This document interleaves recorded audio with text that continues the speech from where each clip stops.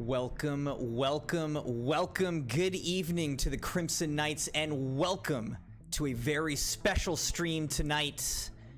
The Crimson Knights Legacy, the reading of an epic tale written by none other than Sabyasachi, our great Mune mod, and one of the most renowned and famous Mune mods and Crimson Knights to ever grace the channel. Welcome, welcome everybody. Good to see you here in my reading den. I hope that you all like the ambiance that we've created for tonight's reading. So come on in, find yourself a nice leather seat, pull a blanket over your shoulders, over your lap, get warm by the fire. Put your feet down on the bearskin rug on my wooden floors that I have here in the den. Grab yourself a nice glass of bourbon, maybe some wine, maybe some G Fuel, whatever you want. Help yourself. The cabinet's over there. Come on in, Crimson Knights. Good to see you all. Welcome, welcome. Maddie, Sabyasachi, the man of the night, Dogpool, Jeremiah, welcome to the reading den. Welcome, welcome. Latrice and .rec, welcome. Hope you all are doing well. Very excited for tonight. Been looking forward to this for a long time. We're going to be reading through the Crimson Knights Legacy story written by Sabyasachi, featuring many of the Crimson Knights, so I've heard. You can read along with me tonight in the Discord channel, ! Crimson Knights Legacy. You can read along in the Discord if you want.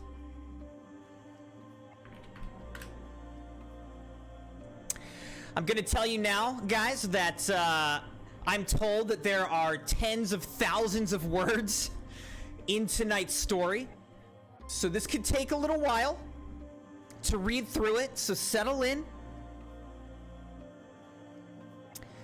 I'm also going to be reading tens of thousands of words of the story, which means tonight I'm not going to be able, while I'm reading, to also be reading chat in the same way. I'm not going to be able to read and respond to chat quite as much. But I hope that you guys talk to each other and engage with this content. I'm sure that Sabi will be reading through, and the other Mune mods will be reading through the chat, and they can distill out and highlight some of the things that I need to pay attention to for me. Once we get through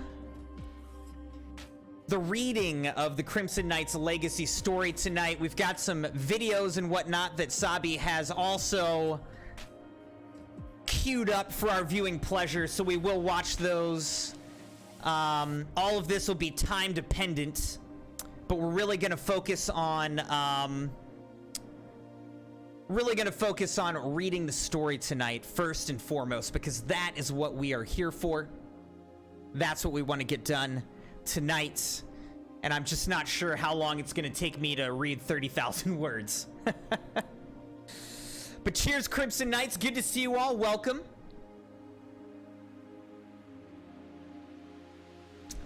.Rex said, I don't have Discord. No worries, my friends. I figured that some of you may not have access to the Discord channel, and so I had the Crimson Knights Legacy series bound and printed into my very own book right here for you to read along with me. So settle in, Crimson Knights. Thank you for being here. Thank you for liking the video and being subscribed to the channel. Without further ado, why don't we begin? Welcome to the Crimson Knights Legacy channel. My fellow brothers in Crimson Overlord, here I will be sharing my Crimson Knights roleplay. Thank you, Crimson. A message from the author, Sabyasachi, Once again, our Moon mod hanging out in chat. Sabi said, watch the video first, but I'm going to get copyright struck if I do that.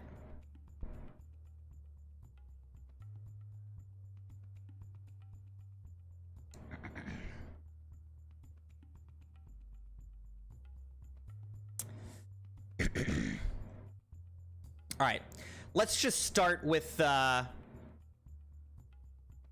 why don't we start by reading? Because I don't have a video screen in our den here. So we can watch it at the end. How about that? Something to look forward to, Crimson Knights. All right, let's jump in to tonight's reading. Oh, before we start, actually, one more thing that I forgot to say is this. Obviously, Sabyasachi's in the chat. So while we're reading, if you guys have any questions or things are confusing, feel free to type them in the chat and ask Sabyasachi. Also, at the end of the reading, we're going to bring Sabyasachi into the Discord for a Q&A. So I'll be able to ask Sabyasachi any questions that I have, or just give general comments and feedback about the story.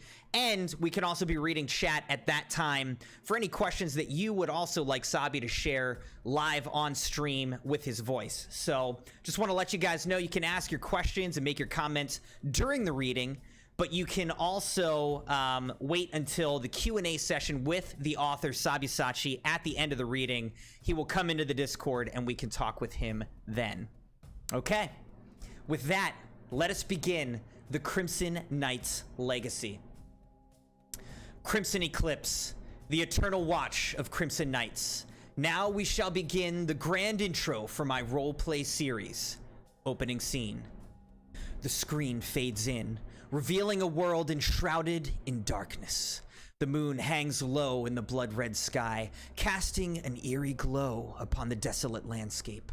Thunder rumbles ominously in the distance, punctuating the silence with its foreboding presence.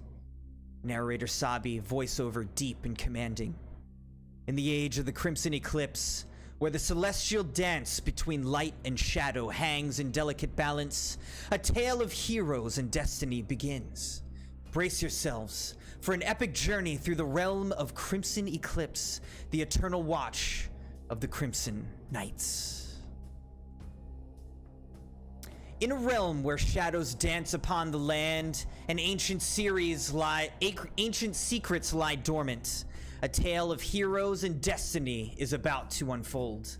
Welcome to the enchanting world of Crimson Eclipse, the Eternal Watch. As the narration continues, glimpses of brave warriors, mystical creatures, and powerful artifacts flash across the screen, teasing the grand adventure that lies ahead. For centuries, the Crimson Eclipse has been prophesied, an event that signals an unprecedented shift in the balance of power. As darkness begins to cast its ominous shroud over the land, the fates of the realm rest upon the shoulders of a chosen few. The camera zooms in on a group of diverse individuals, each with their unique skills and backgrounds, united by a common purpose. Led by a valiant band of heroes known as the Eternal Watch, they stand as the guardians of hope against the encroaching darkness. Bound by destiny and armed with unwavering determination, they embark on a perilous quest to protect the realm and restore the equilibrium between light and shadow. Dynamic action sequences showcase the heroes battling formidable foes, utilizing extraordinary abilities, and navigating through treacherous landscapes. Friendships will be forged, sacrifices will be made, and the true extent of their powers will be revealed. Together, they will challenge the very fabric of destiny, defying all odds to secure the realm's future. The screen fades to black, leaving the viewers with a sense of anticipation and excitement. Prepare yourself for an extraordinary odyssey, where legends are born and the fate of the world hangs in the balance. The Crimson Eclipse is nigh, and the Eternal Watch shall rise to face its inevitable arrival. The title card appears on the screen. Crimson Eclipse, The Eternal Watch. End of the grand intro. Now, we shall begin the episodes. Are you ready, Crimson Knights? Here we go. Episode 1, A Chance Encounter. Sabi's journey begins. Synopsis. In the mystical realm of the Crimson Land, where the shadows dance and magic flows through every corner, our young protagonist Sabi finds himself embarking on a life-changing adventure.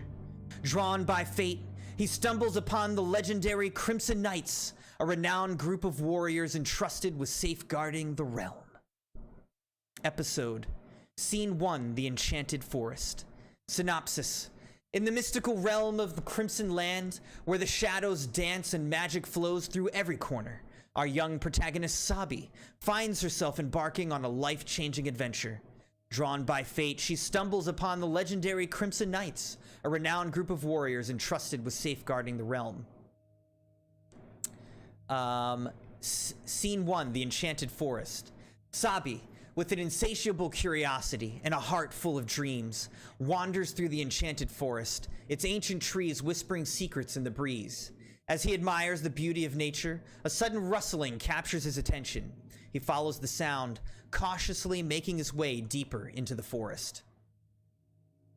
Scene 2, Encountering a mysterious figure. Amidst the foliage, Sabi comes face to face with a cloaked figure, their armor adorned with the emblem of the Crimson Knights, a majestic crimson phoenix.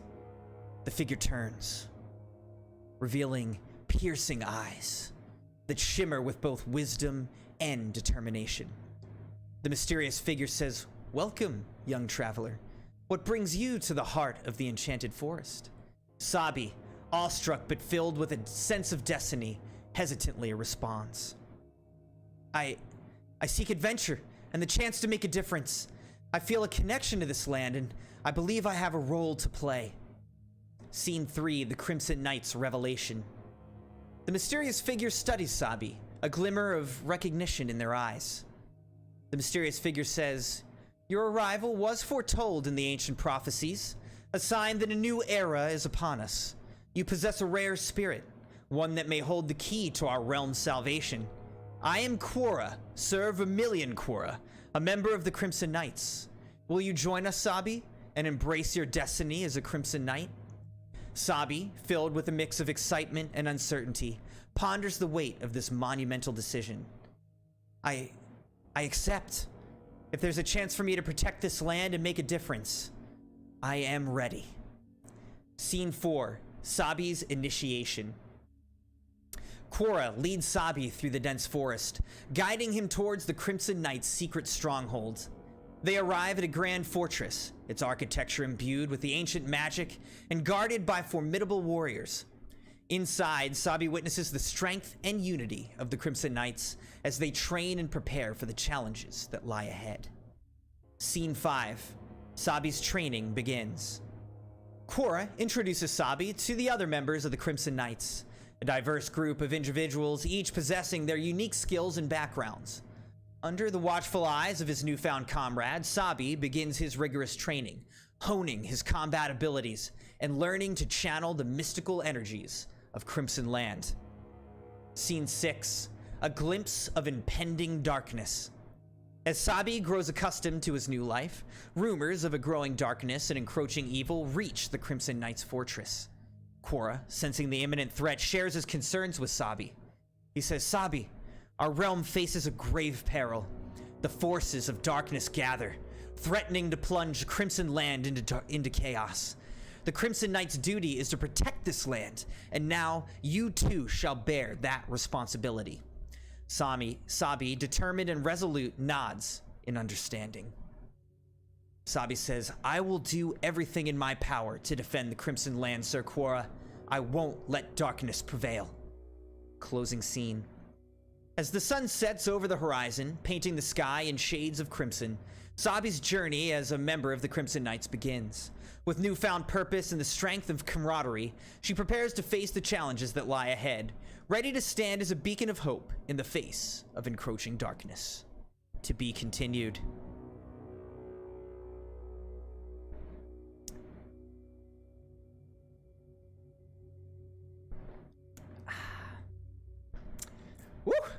I am enjoying this. How about you, Crimson Knights? This is so good so far. Welcome, welcome, .rec, welcome. Welcome, CrimsonMune. Sorry, I meant to say Moon 13. Good to see you. .rec's been here for a while. Yes, I'm not sure which gender Sabi is, but it's fine. It's fluid here. It's going back and forth.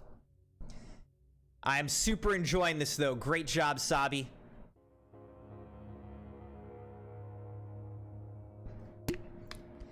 So far, we've seen Sabyasachi and one of our Moon mods, Quora, featured in the story thus far.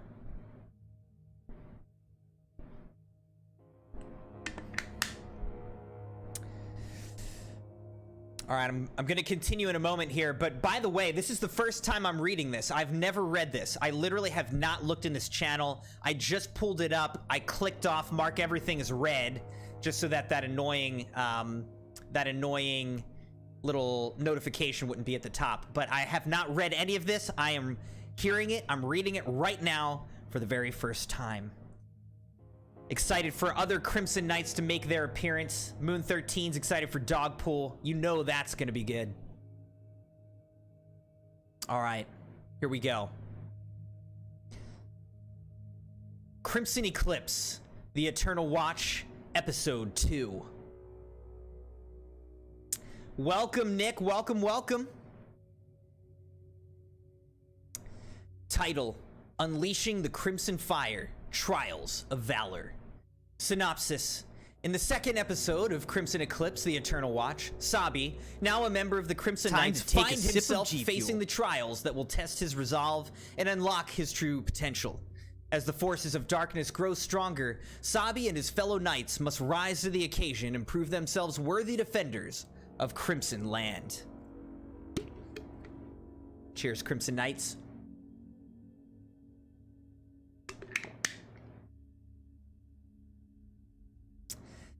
Episode, Scene 1, The Training Grounds. By the way, Nick said, when will you be adding membership to the channel? It may already be active, but tomorrow is going to be our official YouTube partnership party. It's the pinned comment at the top of your chat. Click that YouTube link to hit the notification bell for that stream tomorrow night. We'll have open lobbies of Fortnite, and we will be having various giveaways and prizes and fun activities for chat. So membership will be opened up tomorrow if it's not already, but we'll be really celebrating that tomorrow night. So make sure to hit that link and be there tomorrow night. But you do not have to become a member of the channel. It's only if you want access to special perks and things like that, so don't worry. It's still completely free. Donations are never required to be here. All right, Scene 1, The Training Grounds. Sabi stands in the vast training grounds of the Crimson Knight's fortress, surrounded by his comrades in arms. Sir Quora addresses the assembled knights, his voice firm and commanding. Knights, the time has come for you to face the trials of valor. These trials will push you to your limits and unlock the hidden power within. Only those who conquer their inner demons and embrace their true potential shall prevail. Scene 2, The Trial of Strength. Sabi, fueled by determination, steps forward to face his first trial. The trial of strength awaits him, a test of physical prowess and unwavering resolve. He faces a formidable opponent, a skilled knight who embodies brute strength. As the clash of swords echoes through the arena, Sabi taps into his training, using agility and strategy to outmaneuver his opponent named Darien. Despite the odds, he unleashes his own hidden strength, landing a decisive blow and emerging victorious. Scene 3, The Trial of Wisdom. Having proven his physical prowess, Sabi moves on to the Trial of Wisdom. Here, he must navigate a labyrinthine puzzle, testing his mental acuity and problem-solving skills. With each step, he encounters riddles and illusions designed to challenge his intellect. Drawing upon his instincts and quick thinking, Sabi solves each riddle, revealing hidden passages and avoiding clever traps. His determination and sharp mind guide him through the labyrinth, eventually leading him to the heart of the trial. Scene 4, the Trial of Heart. The third and final trial, known as the Trial of Heart, awaits Sabi. This trial delves into the depths of his emotions and tests his ability to overcome fear, doubt, and despair. As he enters a chamber shrouded in darkness, haunting whispers fill the air. Sabi confronts illusions of his deepest fears and past failures. He must find the strength within his heart to rise above these doubts and emerge triumphant. Drawing upon his newfound resolve, Sabi confronts his fears head-on, dispelling the illusions and finding the light within him. Scene 5, embracing the Crimson Fire. Having successfully completed the trials, Sabi stands before his fellow Crimson Knights, his spirit aflame with newfound power. The emblem of the Crimson Knights glows brightly on his armor, radiating with crimson energy. Sir Quora approaches him, a proud smile gracing his face. Sabi, you've proven yourself as a true defender of Crimson Land. Your journey is far from over, but know that the power of the Crimson Fire now flows through you. Embrace it, wield it with honor and courage. Sabi, filled with a renewed sense of purpose, gazes out at the horizon. I'm ready, Sir Quora, ready to face the darkness and protect the realm. The Crimson Fire burns within me, and I shall wield it to ensure the light never fades. Closing scene. As Sabi stands alongside his fellow knights, the stage is set for the next chapter of their adventure. United by their shared purpose and ignited by the power of the Crimson Fire, they prepare to confront the looming darkness, knowing that their strength lies not just in their individual abilities, but in their unwavering bond as the Eternal Watch. To be continued.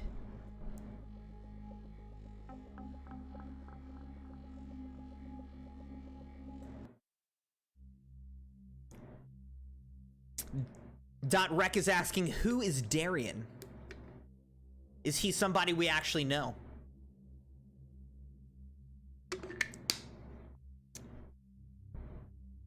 Thank you again, everybody, for being here. Thank you for liking the video and being subscribed to the channel. If you're just joining us, we are reading The Crimson Knights Legacy, a story about the Crimson Knights community, written by none other than Sabyasachi, one of our Crimson Knights and Mune mods. So we're reading through it. If you want to follow along, it's right here in our book, or you can go into our Discord channel and read along with me in the Crimson Knights Legacy channel. Crimson Eclipse, The Eternal Watch, Episode 3, Shadows of Betrayal, Unmasking the Deceiver. Man, who's the Deceiver gonna be?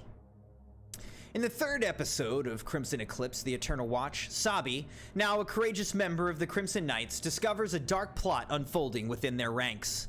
As the realms of trust and loyalty are tested, Sabi must navigate a treacherous path to unmask the Deceiver and protect Crimson Land from imminent danger. Scene 1, The Mysterious Disappearances. Sabi, now an esteemed member of the Crimson Knights, notices a series of unexplained disappearances among the inhabitants of Crimson Land. The missing individuals include fellow knights and innocent townsfolk alike. Deeply concerned, Sabi brings this matter to the attention of Quora, the wise and steadfast leader of the Crimson Knights. The leader? Quora, these disappearances trouble me, Sabi. We must act swiftly to uncover the truth behind these events. Trust is paramount, but we cannot ignore the possibility of betrayal within our own ranks. Could it be? Scene 2, A Web of Suspicion. Sabi and Quora initiate an investigation, delving into the intricate web of suspicions and hidden motives. They interview fellow knights, analyze clues, and piece together fragments of information. As they progress, shadows of doubt begin to cloud the once united brotherhood of the Crimson Knights. Sabi says, Quora, it's disheartening to see the bonds of trust falter, but we cannot let doubt consume us. We must remain vigilant in our pursuit of the truth. Indeed, Sabi, says Quora, we must remember that Crimson Land's fate rests on our shoulders.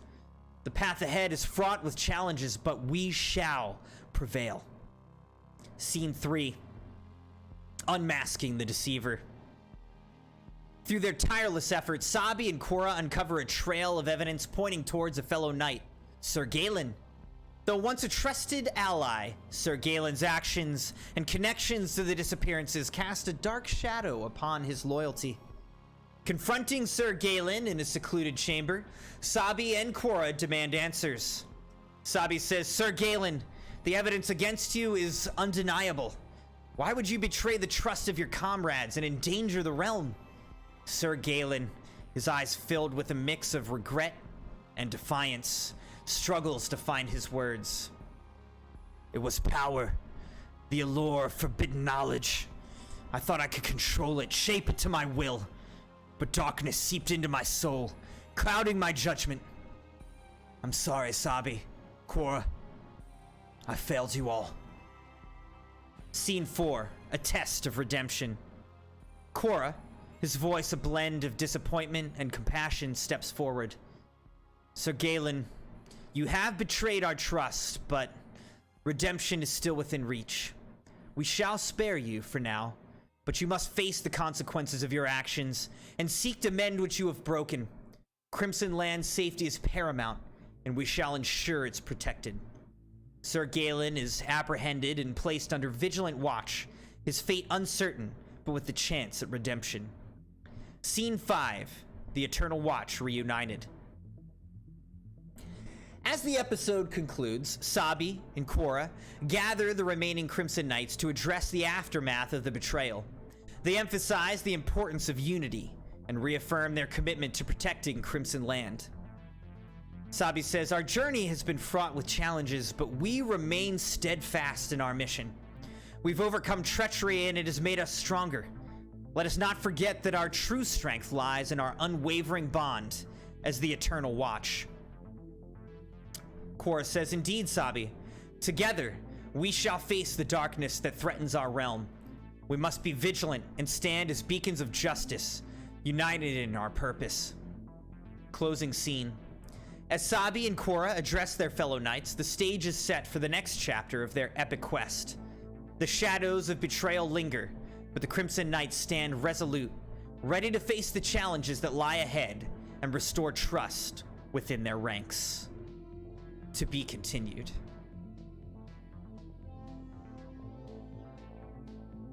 Woo! So good! This is so good!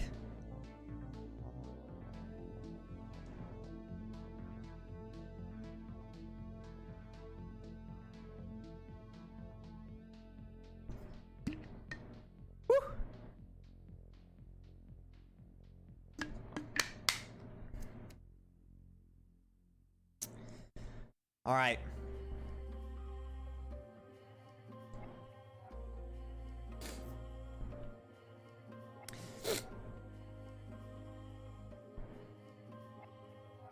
Crimson Eclipse, The Eternal Watch, Episode 4. Clash of Titans, Redemption, and Resurgence. In the 4th episode of Crimson Eclipse, The Eternal Watch, the Crimson Knights face their greatest challenge yet. A formidable adversary threatens to plunge Crimson Land into eternal darkness. As the heroes rally together, a legendary S-Class Crimson Knight, Trinity Nick, emerges from the shadows to join the fight, bringing them a renewed hope and a fierce determination to restore balance. Scene 1, the looming threat. Dark clouds gather overhead, casting an ominous shadow across Crimson Land. The realm trembles under the weight of an encroaching malevolence. The Crimson Knights, Sabi, Korra, and their comrades stand united, prepared to face the impending darkness head-on.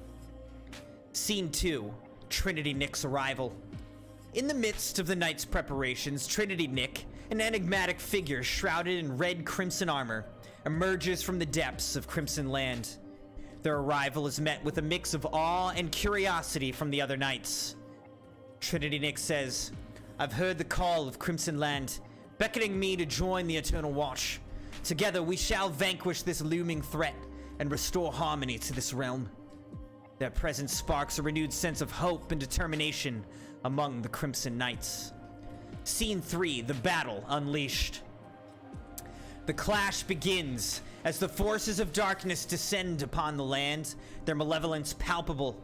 The Crimson Knights, led by Quora and Trinity Nick, engage in a relentless battle against the formidable adversaries. Blades clash, elemental energies collide, and the very air crackles with tension. Sabi, now battle-tested and alongside his fellow knights, fights with unwavering resolve. Each member of the Crimson Knights brings their unique skills to bear, creating a symphony of power against the encroaching darkness. Scene 4, Trinity Nick's power unleashed. Trinity Nick reveals his true strength as an S-Class Crimson Knight.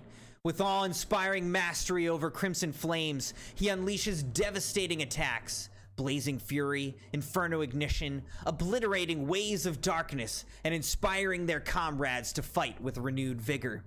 Their presence ignites a fire within the hearts of the Crimson Knights, fueling their determination to protect Crimson Land at any cost. Scene 5, Redemption and Resurgence. As the battle reaches its climax, Sir Galen, the fallen knight responsible for the earlier betrayal, steps forward seeking redemption. He fights alongside the Crimson Knights, proving his dedication to their cause and seeking to undo the damage he caused. Together, the Crimson Knights, Trinity Nick, and Sir Galen rally their combined strength. Through unity and determination, they strike a decisive blow against the forces of darkness, shattering their hold over the Crimson Land. Scene 6, Victorious, United, and Forward. As the dust settles, the Crimson Knights stand triumphant, the united efforts preserving the realm they hold dear. Trinity Nick, now fully integrated into the Eternal Watch, shares words of gratitude and encouragement. He says, "In the face of darkness, we found unity and strength. Let this victory remind us of the resilience within our hearts. The Eternal Watch shall forever protect and nurture the light of Crimson Land." With the threat temporarily abated, the Crimson Knights embrace a moment of respite, ready to face whatever challenges the future holds. Closing scene. As the episode concludes, Sabi, Quora, Trinity Nick, and the rest of the Crimson Knights celebrate their hard-earned victory. Though aware that more trials await, their bonds are stronger than ever, and their spirits burn with an unyielding determination to safeguard Crimson Land from all who threaten it. To be continued. Sabi said, "Tyler Lockett, aka Stray Pilot, this one is for you."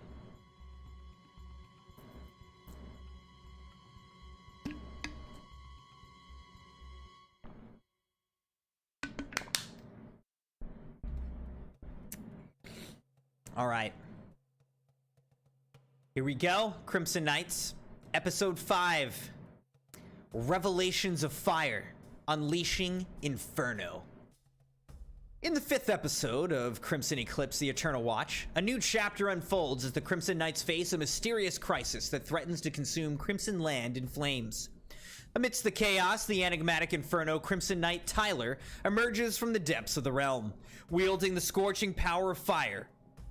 With the arrival of Tyler, the Crimson Knights must harness the strength of their newfound ally to quell the raging inferno and uncover the truth behind the turmoil. Scene 1, Flames of Catastrophe. Crimson Land is in turmoil as a massive inferno engulfs the once peaceful town at the heart of the realm. The Crimson Knights, led by Quora, then their comrades, rush to contain the flames and protect the innocent. Scene 2, Tyler's arrival. Amidst the chaos, Tyler, the enigmatic Inferno in Crimson Knight, emerges with an aura of searing power. His crimson armor gleams amidst the burning chaos, and the intense heat surrounding him sends ripples of awe through the other Crimson Knights. He says, "The flames have summoned me. Fear not, for I shall be the shield against the inferno that engulfs this land. Together, we will restore tranquility." With his arrival, hope flickers amidst the devastation. Scene 3, Battling the Inferno. As the Crimson Knights and Tyler face the relentless blaze, they employ their unique abilities to extinguish the flames. Sabi, Quora, and their comrades fight valiantly, but the Inferno proves formidable, fueled by an unknown source of power. Tyler steps forward, his presence commanding. "The fire speaks to me, reveals its secrets. Allow me to unleash the inferno within and harness its strength against this raging blaze." With a surge of fiery energy, Tyler unleashes his scorching powers, wielding the flames as a weapon to combat the inferno. His mastery over the fire proves instrumental in quelling the conflagration and creating a path for the Crimson Knights to proceed.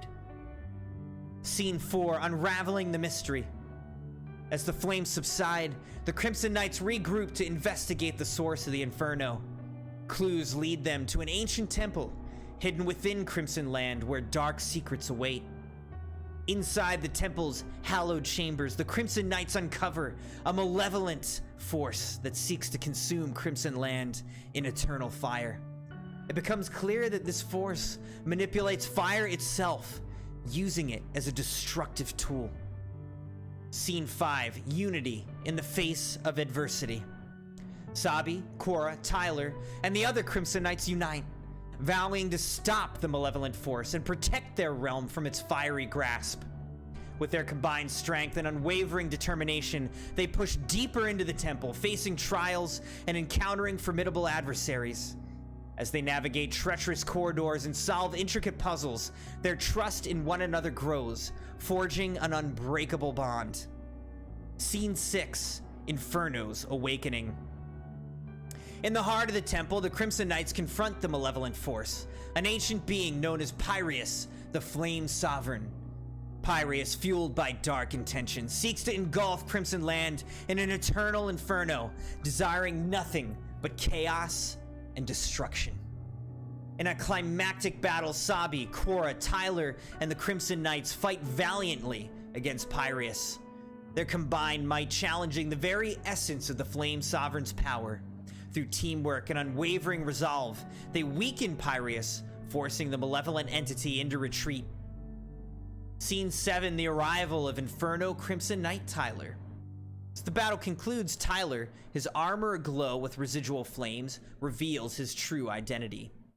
I am Inferno Crimson Knight Tyler, bearer of the Flame's power. I've been summoned to join the Eternal Watch to protect Crimson Land from those who would use fire for destruction. With his arrival and demonstrated prowess, Tyler earns his place among the Crimson Knights, bringing a new dimension of strength and passion to their ranks. Closing scene. As the episode concludes, the Crimson Knights, with Tyler now by their side, find solace amidst the dwindling flames. The threat of Pyreus has been temporarily subdued, but the mysteries of the Flame Sovereign and the malevolent force behind it still linger. The bond between the Crimson Knights grows stronger, ready to face the challenges that lie ahead with newfound determination and the blazing power of Inferno Crimson Knight Tyler. To be continued. Person Man, welcome, welcome. How's it going? Said, remember that time I misinterpreted Crimson Knights as Crimson Knights with a K?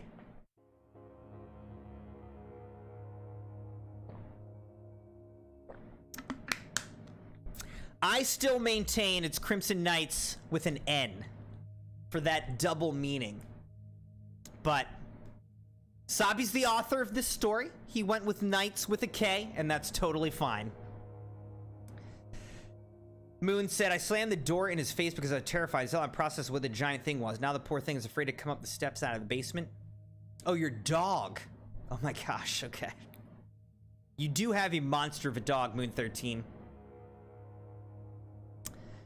This is extremely impressive writing. I agree with Person Man. Incredible how good Sabi's English writing skills are. I mean, extremely impressive.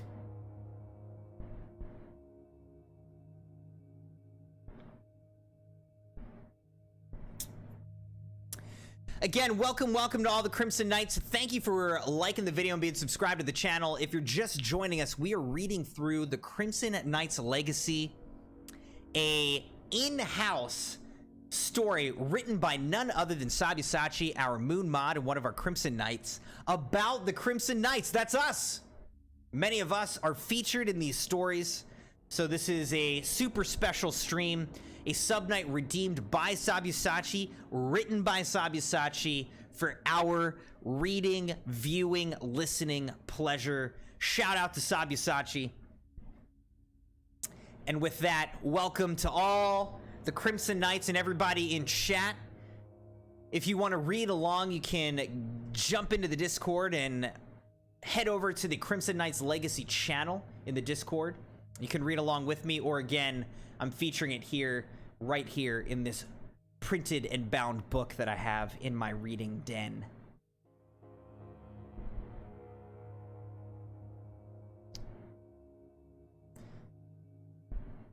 Let's jump into episode 6.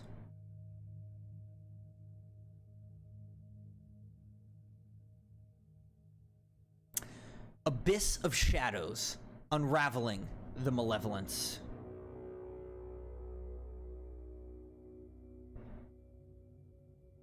In the 6th episode of Crimson Eclipse: The Eternal Watch, the Crimson Knights delve deeper into the dark heart of Crimson Land to confront the malevolent force manipulating fire for destruction. As they journey through the treacherous Abyss of Shadows, secrets of the past are unveiled, and the true extent of the threat to Crimson Land becomes apparent. With the flames of hope burning brighter, the Crimson Knights must summon all their strength to face the impending darkness. Scene 1. The Decision to Descend. With Tyler now an integral part of the Crimson Knights, the group stands united, contemplating their next move against the malevolent force that orchestrated the Inferno. After careful consideration, they decide to enter the Abyss of Shadows, an ancient, forbidding realm rumored to house secrets of immense power. Chorus says, "The answers we seek lie within the Abyss of Shadows. Whatever malevolent force controls Piraeus seeks to tip the balance between light and darkness. To protect Crimson Land, we must journey into the heart of darkness itself." Scene 2. The Guardians of the Abyss. As the Crimson Knights venture deeper into the Abyss, they encounter mysterious guardians, spectral beings sworn to protect the secrets within. Each guardian tests the Knights, challenging their strength, virtue, and determination. Sabi, Quora, and Tyler demonstrate their mettle, passing the trials with unwavering resolve. Their success earns the respect of the Guardians, who allow them to continue their journey deeper into the Abyss. Scene 3. The Revelation of Betrayal. In the heart of the Abyss, the Crimson Knights discover the malevolent force's true identity, an ancient being, once revered protector of Crimson Land, now corrupted by darkness. The being, revealed as Amara, the fallen guardian, holds ancient grudges and seeks to reclaim the power that was once taken from her. "Crimson Land was meant to be under my control, but its people betrayed me, entrusting the realm to mortals. Now, I shall bring Crimson Land to its knees and reclaim what is rightfully mine." The Crimson Knights are taken aback by the revelation, but they remain steadfast in their duty to protect the realm. Scene 4. The Battle for Crimson Land. As the Crimson Knights face Amara, a fierce battle ensues. Amara wields dark, corrupted fire against them, fueling the flames with the hatred she harbors. The Knights must draw on every ounce of their strength, working together with Tyler's fiery power to counter the malevolence. The battle reaches its peak, with the fate of the Crimson Land hanging in the balance. Scene 5. The Power of Unity. In a powerful display of unity, the Crimson Knights combine their unique abilities, creating a formidable synergy that disrupts Amara's malevolent control over fire. Their bonds and unwavering trust in one another weaken Amara's grasp on Crimson Land. Chorus says, "The power of Crimson Land lies not in one entity's control, but in the unity of its protectors, the Crimson Knights." "We shall not let darkness prevail," says Sabi. "Together, we stand as the Eternal Watch." Scene 6. A Defeated Malevolence. With the strength of their unity, the Crimson Knights overpower Amara. Her malevolent control over fire dissipates, and the darkness within her begins to wane. Amara, weakened but not fully defeated, is confronted by the echoes of her past actions and their consequences. The Crimson Knights extend an offer of redemption, urging her to release her grip on darkness and embrace the light once more. Scene 7. A Glimmer of Redemption. Touched by the Crimson Knight's compassion, Amara hesitates. The centuries of bitterness and anger begin to subside, leaving room for a glimmer of hope. I once sought vengeance, but it only led to my downfall. Perhaps redemption is possible. The Crimson Knights offer their support, recognize the potential for change within Amara. As the episode concludes, the Crimson Knights emerge from the abyss of shadows, having confronted the malevolent force in the past's haunting shadows. They return to Crimson Land, their bond stronger than ever, ready to face whatever challenges lie ahead. To be continued.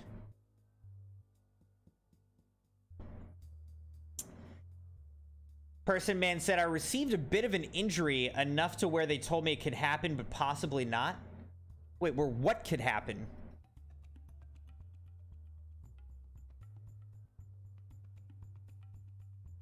I think I missed something, Person Man. Where what could happen?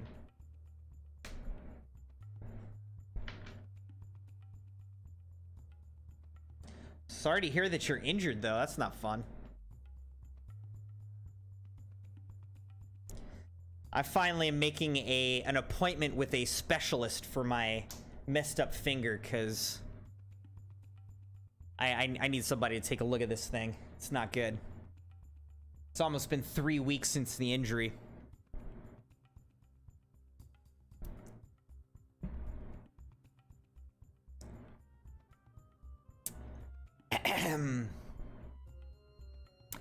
How we doing out there so far, Crimson Knights? We're coming up on episode 7.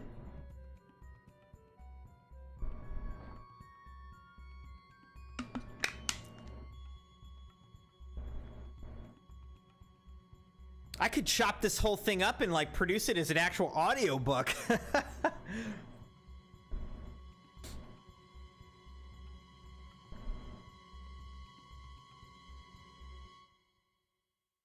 Glad that everyone's doing great, super good, loving it. I'm having a great time. This is awesome.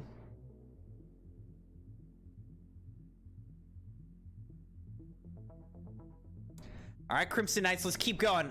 You know, just judging by this, well, you can't see it, but judging by the scroll bar on the side, I'd say we're maybe 1/5 of the way through right now. I don't know how many episodes there are, but it looks to me like we might be about 1/5 of the way through. So we got a lot of reading to do here.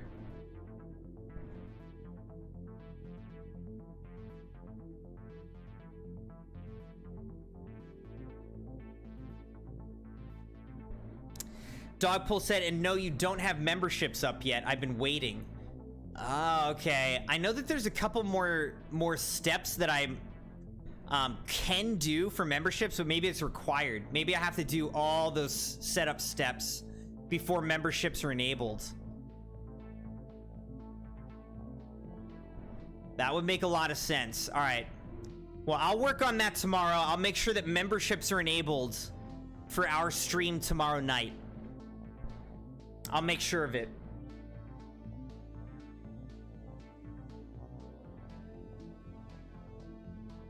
So tomorrow night's stream, again, it's the stream that's pinned at the top of your chat. That will be our first official stream with memberships enabled, and we will celebrate becoming YouTube partners, being partnered on YouTube. So make sure to be on our stream tomorrow night. We'll have the memberships enabled. We'll have giveaways and different activities going, and I'll also have open lobbies in Fortnite. So it'll be a good night. It'll be fun. All right, let's jump into episode 7, Crimson Knights. Eclipse Resurgence, Uniting Forces. In the 7th episode of Crimson Eclipse: The Eternal Watch, the Crimson Knights face a new threat that emerges from the depths of Crimson Land.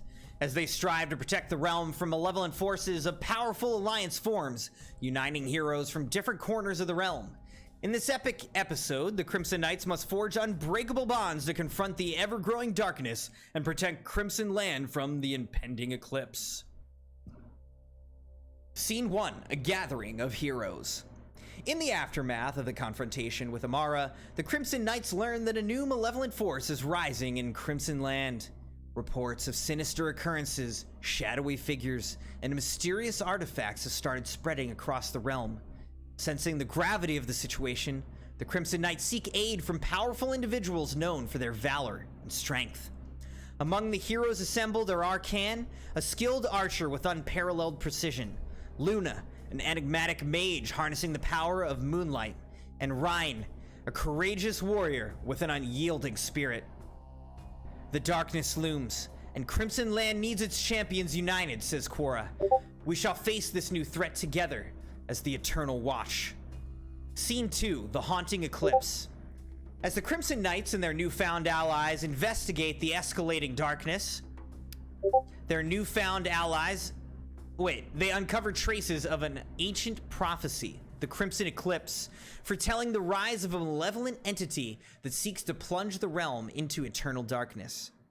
Sabi says the prophecy speaks of an eclipse that will shroud Crimson Land. We must prevent it from becoming a reality. Luna, her eyes glinting with wisdom, shares a hidden piece of knowledge. The prophecy also speaks of the light of unity, a powerful energy that can repel the darkness. If we stand united, we can harness this energy to confront the eclipse. Trials of Unity, Scene 3. The Crimson Knights and their allies embark on a series of trials, seeking to strengthen the bonds between them and harness the power of unity. Through the trials, they face their deepest fears, doubts, and vulnerabilities, ultimately embracing their strengths and vulnerabilities as one cohesive force. Arcan. Unity requires trust and understanding. We're stronger together than apart. Ryan says we stand as one, unwavering in our purpose. Scene 4, Unraveling the Source. During their journey, the Alliance discovers a mysterious artifact, the Eclipse Stone. It's the source of the malevolence that threatens Crimson Land. Luna says, the Eclipse Stone's amplifying the malevolence, feeding off the shadows. We must find a way to neutralize its power. With Luna's guidance, they develop a plan to confront the malevolent force and dismantle the artifact, severing its connection to the realm. Scene 5, Confronting the Eclipse. In a dramatic showdown, the Crimson Knights and their allies face the malevolent entity, an ancient being known as Umbra, the Shadow Tyrant. Umbra seeks to manipulate the Eclipse Stone to unleash an all-consuming darkness, fulfilling the prophecy of the Crimson Eclipse. Arcan says, we will not let your malevolence taint Crimson Land. Sabi says, the Eternal Watch will stand against you, Umbra. Scene 6, Uniting the Light of Unity.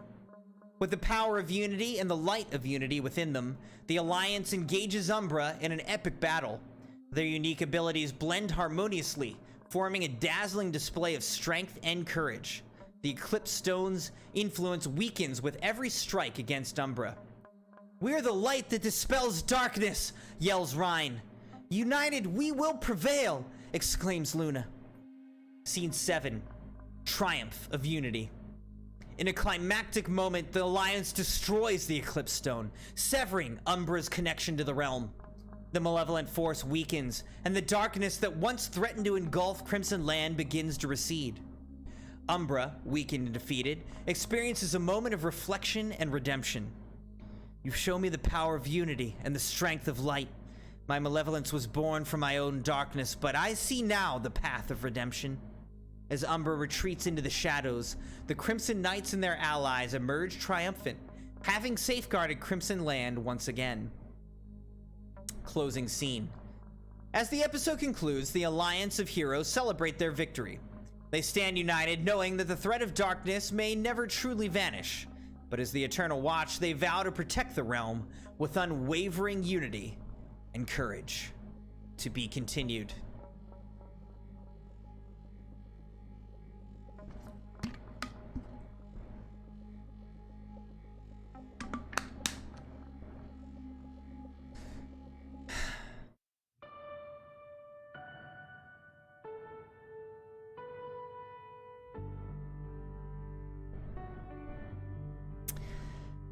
Episode 8, The Lighthearted Respite, Banter, and Bonds.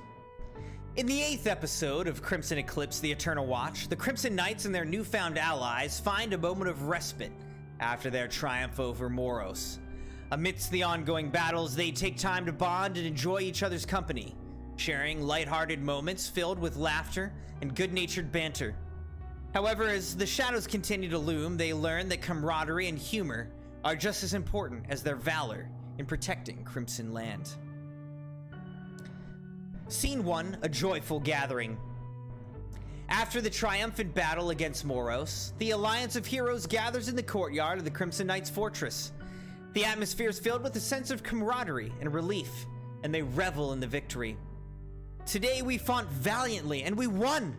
A toast to our success, says Arcan. Sabi, cheers! But let's not forget to have some fun along the way. Scene 2, a festive celebration. The courtyard transforms into a festive gathering, filled with music, dancing, and delicious food. Luna enchants the atmosphere with her magical melodies, and Ryan showcases his surprising dance moves, eliciting laughter and applause from the crowd. Luna, playfully, Ryan, I never knew you had such dance skills. You should consider joining a traveling circus. Ryan with a grin. I'd rather stick to defending Crimson Land, but maybe I'll take you up on that offer someday. Scene 3, a friendly duel. In a moment of good-natured competition, Arcan challenges Tyler to an archery contest. The courtyard becomes their makeshift archery range, and the Crimson Knights and their allies cheer them on. Arcan teasing, careful, Tyler, you might not be able to handle the precision of a true archer. Tyler smirking, precision's one thing, but let's see if you can match the heat of my arrows. Scene 4, Korra's Jedi tricks. Korra, with a twinkle in their eye, decides to showcase some of their Jedi skills to entertain the group. Using the Force, he levitates objects, create illusions, and perform impressive tricks that leave everyone in awe. Sabi says, Korra, you really know how to impress a crowd. I wish I could do that with my sword. Korra, with a smile, someday, Sabi, I'll show you how to add a little force to your strikes. Scene 5, a hilarious story time. As the evening progresses, Luna regales the group with humorous tale of a mischievous gnome and a clumsy dragon, incorporating funny voices and gestures that have everyone in stitches. And then the gnome said, watch out, you silly dragon, don't sit on your own tail. The group erupts in laughter, enjoying the moment of levity. Scene 6, reminders of the journey. Amidst the laughter and joy, the Crimson Knights and their allies also reflect on their journey so far and the battles they faced together. Ryan says, we've come a long way, haven't we? From strangers to friends and allies. Luna says, indeed, we may have different backgrounds, but our bond as the Eternal Watch unites us. Scene 7, an ongoing journey. As the night draws to a close, the Crimson Knights and their allies revel in their newfound camaraderie, knowing that their journey is far from over. Sabi says, we may face more challenges ahead, but with each other's support, we'll stand strong. Korra says, let us cherish these moments of joy and unity, for they will fuel us in the battles to come. As the episode concludes, the Crimson Knights and their allies retire for the night, knowing that even in the face of darkness, laughter and camaraderie will be their guiding light. To be continued.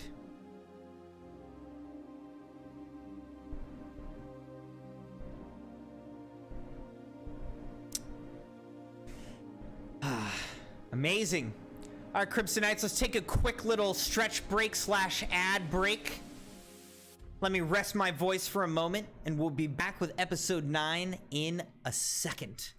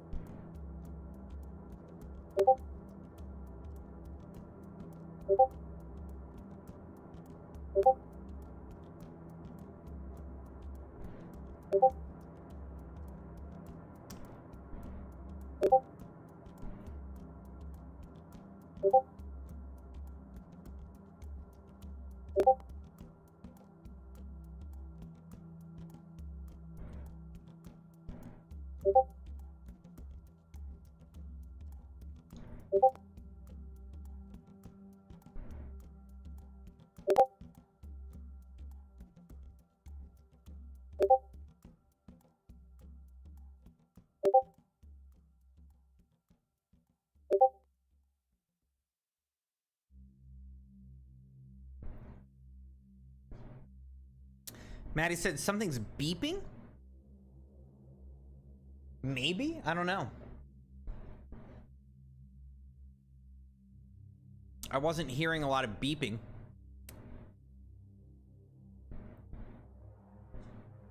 Hey Manny, how's it going, man? Welcome, welcome. We are currently reading through the Crimson Knights Legacy, a Crimson Knights story written by Sabyasachi for the Crimson Knights, about the Crimson Knights, featuring the Crimson Knights during a sub night redeemed by Sabyasachi. So again, shout out to Sabi for the sub night, for the amazing story. We're coming into episode 9 now.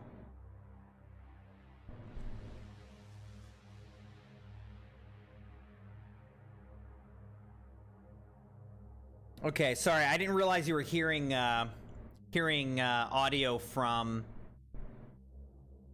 Discord, so I think I closed it out. So you won't hear that anymore. You won't hear those beeps. Sorry about that.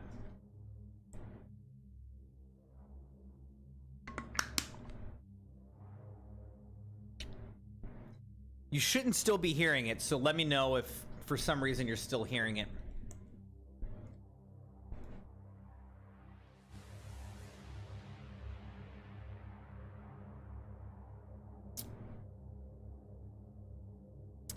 All right, well, thanks everybody for being here for this fun special stream. We've never done a stream like this before.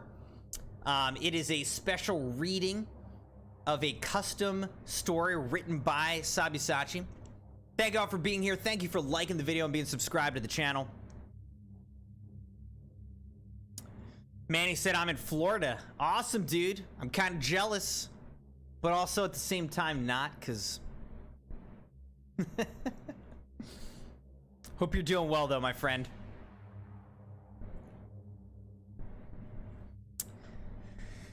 All right. I'm honestly, I needed to eat something because I'm getting a little lightheaded, like,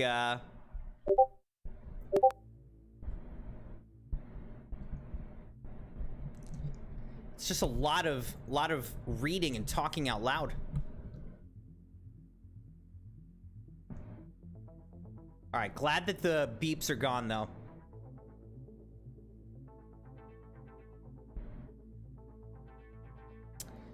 All right.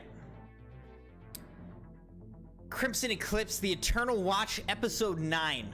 Starry Nights, Bonding Under Moonlight.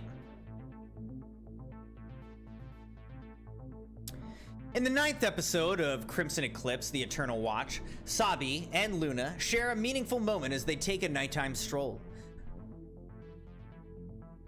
Is Sabi writing his own love story in here? Let's see. Amidst the calm of the moonlit sky, they open up to each other, discussing their past, hopes, and fears. Through this heartfelt conversation, a deeper bond forms between them, strengthening the unity of the Eternal Watch. I bet. I bet he strengthened the unity. Okay, sorry. I'll just read. Scene 1, a serene night. Under the luminous glow of the moon, Sabi and Luna find themselves wandering through the quiet gardens of the Crimson Knight's fortress. The peaceful ambiance invites them to share their thoughts in the tranquil embrace of the night. The night's beautiful, isn't it, Sabi? The stars seem to tell stories of their own. Indeed, Luna, the night's always held a special place in my heart. It brings a sense of calm amidst the chaos we face. Scene 2, a bonding moment. As they continue their walk, Luna senses that Sabi has something on his mind. You seem thoughtful, Sabi. Is there something you'd like to talk about? There's much on my mind, Luna. I often wonder about who I am and the path I've chosen as a member of the Eternal Watch. Well, it's natural to question our purpose. We all carry our own burdens and doubts. You're not alone in that. Luna's past, Scene 3. Luna opens up about her own past, revealing fragments of her journey before becoming a part of the Eternal Watch. Before I arrived in Crimson Land, I wandered through various realms seeking knowledge and wisdom. I faced both trials and tribulations on my quest to harness the power of moonlight magic. Sabi listens intently, realizing the depth of Luna's experiences. Sounds like you've been through so much, Luna, yet you stand strong, embracing your role as a mage of moonlight. As do you, Sabi. Your determination and courage inspire us all. Scene 4. Embracing the present. The conversation takes a lighter turn as they delve into lighter topics, sharing anecdotes and tales from their time with the Crimson Knights. You know, Luna, when I first joined the Eternal Watch, I felt overwhelmed and unsure if I could keep up with everyone. Well, it's natural to feel that way, said Luna. But look at you now, you've become a formidable warrior and an invaluable part of our team. Sabi says with a smile, Thanks, Luna. Your belief in me and the unity we share have made all the difference. Scene 5, Dreams and Aspirations. As the night deepens, they talk about their hopes and dreams for the future.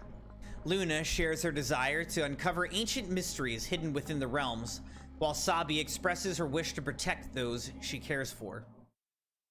Luna says, I believe that the threads of fate have woven us together for a purpose. Together we can make a difference. And we shall, Luna. I won't let the darkness prevail while there's still light within us, says Sabi. Scene 6, a promise of unity. As the night comes to a close, Sabi and Luna stand side by side, gazing at the stars above. Let us promise to always stand united, no matter what challenges lie ahead, says Luna. Agreed, says Sabi. As the Eternal Watch, we're bound by a shared purpose, to protect and preserve Crimson Land. The episode ends with Sabi and Luna's bond strengthened by their heartfelt conversation under the stars. As they return to the fortress, the unity of the Eternal Watch burns brighter than ever, fueled by the understanding and support they offer each other. To be continued. Episode 10, Quest for the Evil Overlord, Unraveling the Ancient Artifact.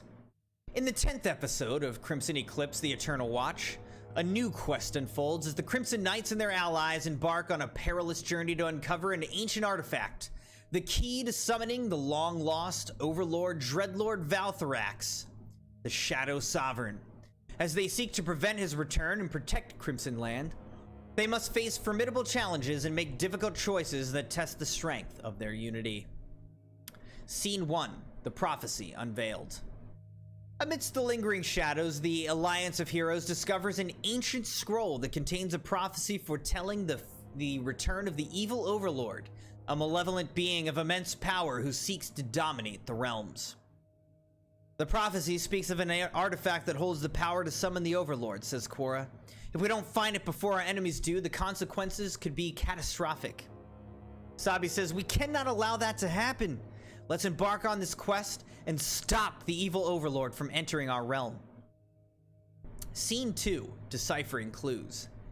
Guided by Luna's magical insight, the Alliance begins their quest following clues that lead them to various locations within Crimson Land and beyond.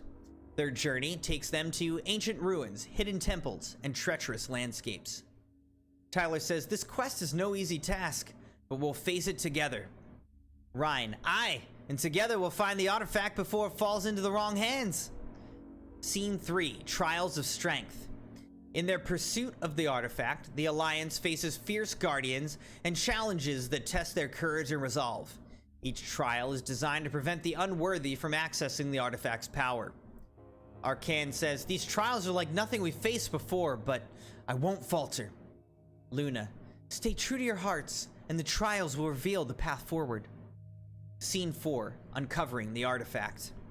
After enduring countless trials, the Alliance finally discovers the ancient artifact, the Crimson Crest. The artifact is said to hold the key to summoning the evil overlord. We found it, said Sabi. Now we must decide what to do with this dangerous power. Indeed, said Korra. The temptation to use it against our enemies may be great, but the consequences could be disastrous. Scene 5, the Heart of Unity. As the Alliance deliberates, they realize that their unity is their greatest strength.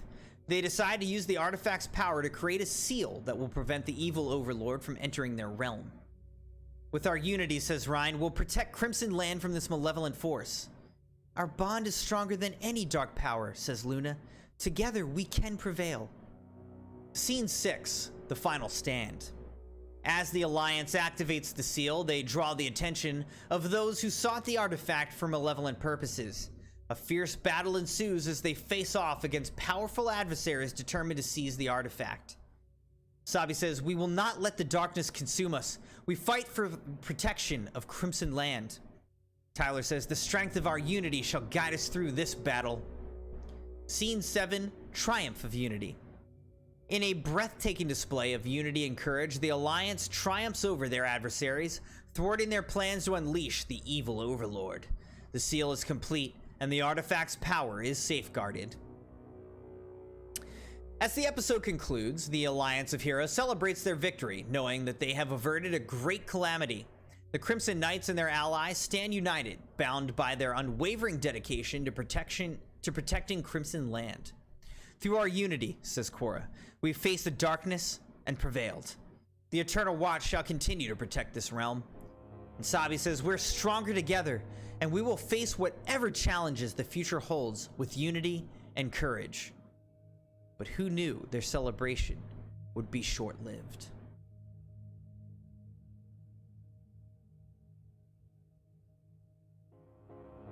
Crimson Eclipse, The Eternal Watch, Episode 11. Crimson Eclipse, Last Stand of Unity.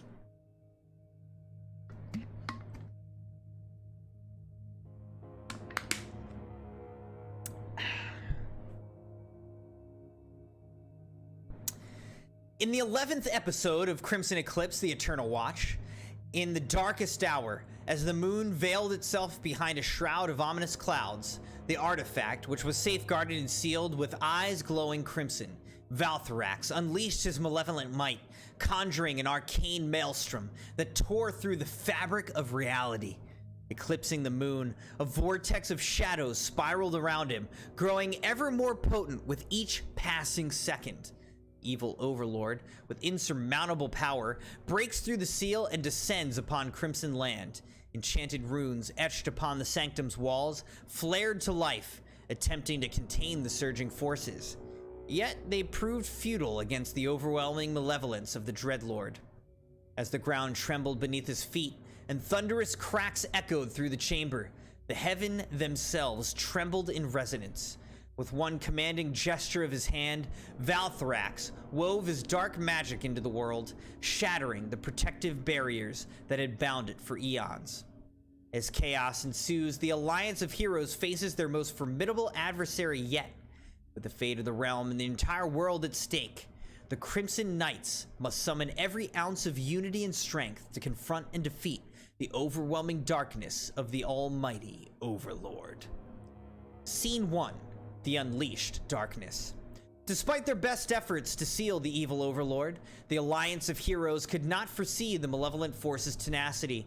The seal shatters, and the evil Overlord emerges from the depths of darkness, spreading chaos and destruction in its wake. The darkness has been unleashed, says Korra, and the Overlord is here. We must unite once more and confront this malevolent force. Sabi says, our unity has brought us this far, and together we will defend Crimson Land and the world from this threat. Scene 2. A world in peril. As the Overlord wreaks havoc with newfound might, Dreadlord Valthrax Overlord unleashed an otherworldly roar that sent shockwaves through the realm. The very foundations of reality trembled, and all who opposed him cowered in fear. Thus, the world bore witness to the emergence of the malevolent Overlord, whose power now surpassed mortal comprehension. Dreadlord Valthrax's reign of darkness had begun, and the world would never be the same again. Its dark influence spreads far beyond Crimson Land, engulfing neighboring realms in chaos and dark and despair. The Alliance realizes that the entire world is at risk, and they must seek aid from other powerful beings and heroes across the realms. "We cannot face this darkness alone," says Luna. "Let's reach out to our allies and seek their support." "Agreed," says Tyler. "We need all the help we can get to stand against the supreme evil Overlord." Scene 3, The Gathering of Allies. The Crimson Knights and their allies send out a call for help, and warriors from various realms answer their plea from various realms, such as the Celestial Seraphims from the realm of Astralis, the Verdant Guardians from the enchanted forests of Silvora, the Luminous Sentinels from the glittering expanse of Starfell, the Elemental Wardens from the fiery crags of Ignatia, the Aquatic Sirens from the depths of Oceania, the Arcane Mystics from the everlasting libraries of Arcanum, the Valiant Skyriders from the floating isles of Zephyria, the Mythic Dragons from the forbidden peaks of Draconia, the Timekeepers from the temporal nexus of Chronosia, and the Harmonious Dancers from the celestial gardens of Melodia. United by a crucial purpose, they converge on Crimson Land to face the impending threat. "Our numbers may be great, but our unity will be our greatest strength, our greatest weapon," says Arcan. Rhine, "Together we will prevail." Part 1, The Gathering of Realms. The Crimson Knights stand in the forefront, surrounded by their allied warriors from the various realms. The Celestial Seraphims, with radiant wings, hover above the battlefield. The Verdant Guardians summon the powers of nature, causing flora and fauna to come to life to aid them. The Luminous Sentinels project dazzling beams of light, illuminating the darkened skies. Part 2, Elemental Convergence.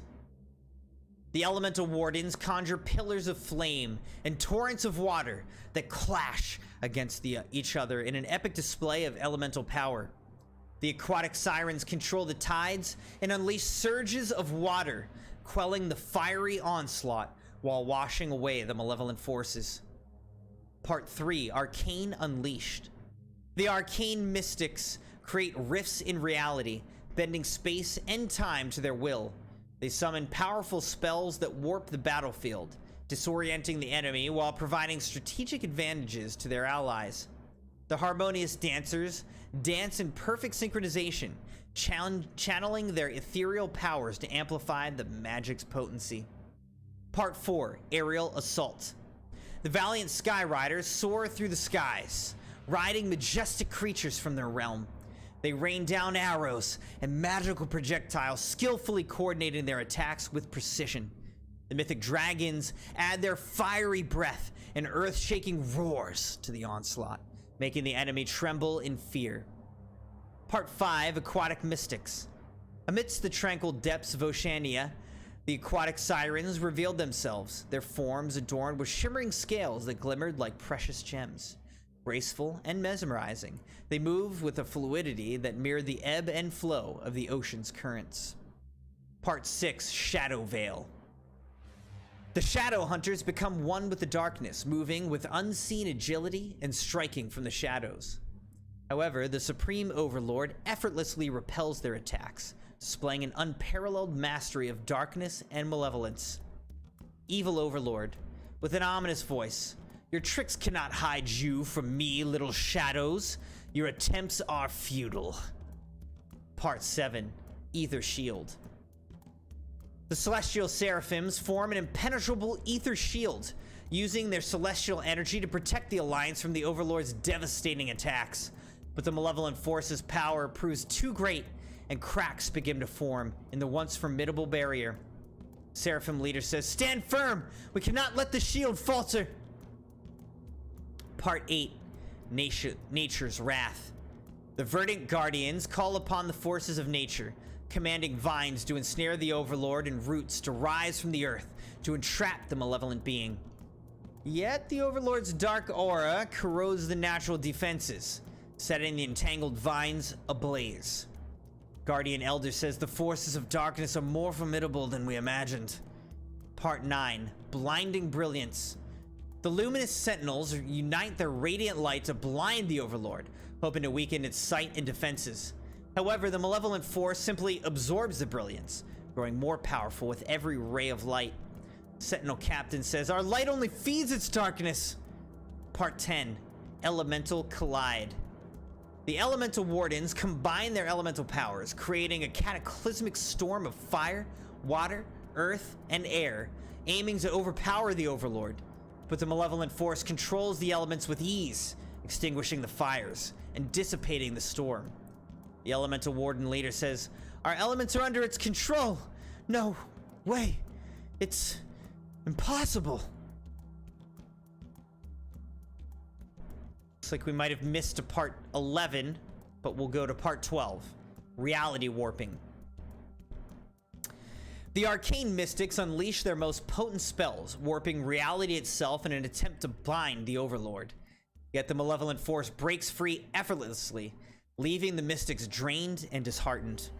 The arcane master says, "Our magic, it's useless against it."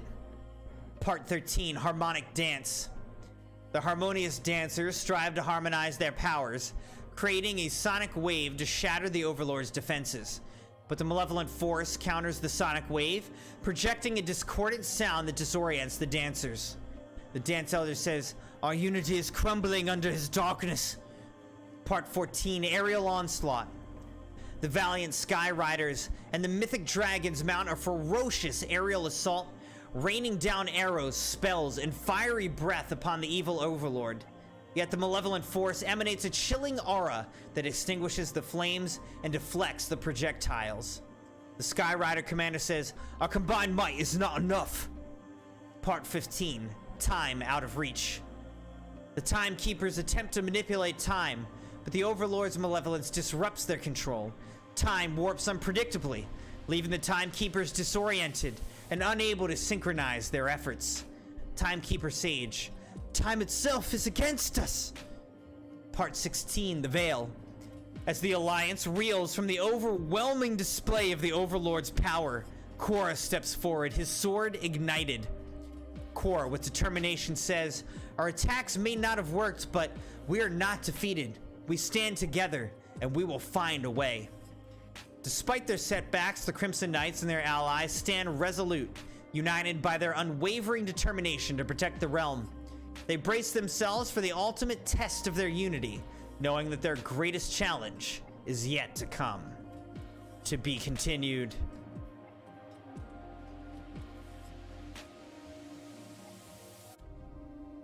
Woo! This is some good stuff, man.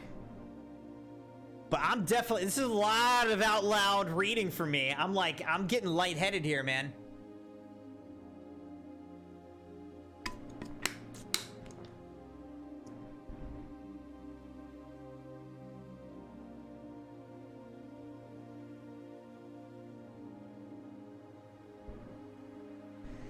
Rec is asking how many episodes are there. I don't know how many episodes there are for tonight. I don't know. We're on episode 12. There might be about 30 episodes, I'm guessing.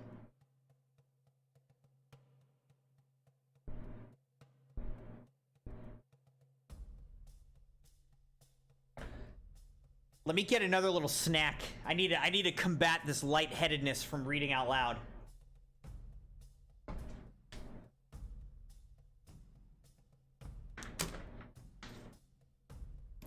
I hope you all are enjoying this, though, Crimson Knights. Again, thanks for being here in my reading den. Thank you for liking the video and being subscribed to the channel. I appreciate you guys a lot. I hope you're enjoying this reading of Sabyasachi's Crimson Knight's Legacy story that he's written right into the Crimson Knights Discord in a dedicated channel, Crimson Knight's Legacy channel. You can read along with me in the Discord or right here on the screen, whatever you prefer.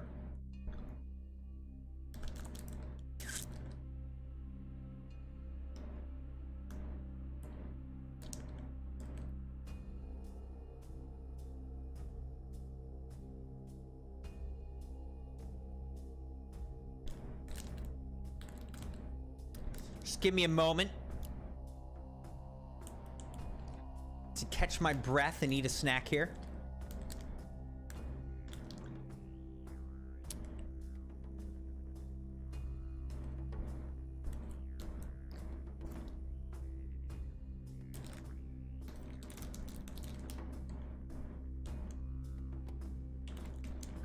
I cannot believe how much time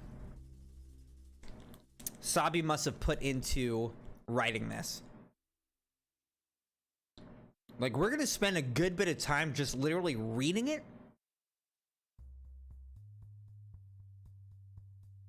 It had to take so much more time to actually write it and edit it, put it all in order. It's really impressive.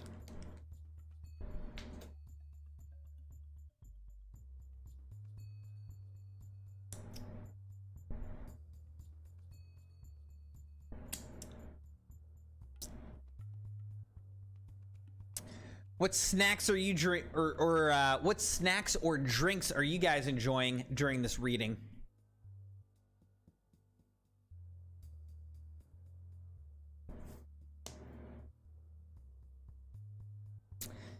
Crimson said, quick advertisement before it starts reading again. I don't want to miss the story.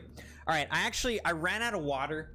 Let me go grab some more water, and I'll just manually engage an ad now so that hopefully it's a little while before one happens. All right, so it's going to take a quick stretch water break, ad break. I'll be back in a moment.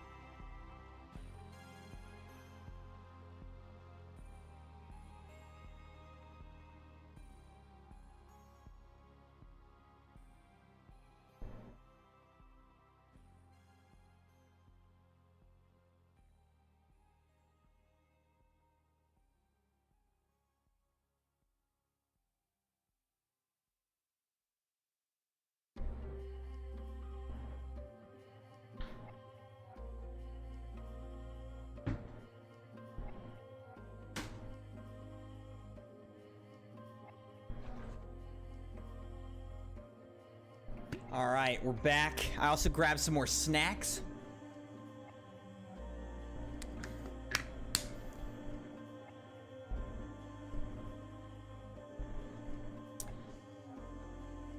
Whew. Jeremiah said he's drinking milk. Sabi's having some cereal. Moon is drinking or eating some Fruity Pebbles, pancakes, and donuts.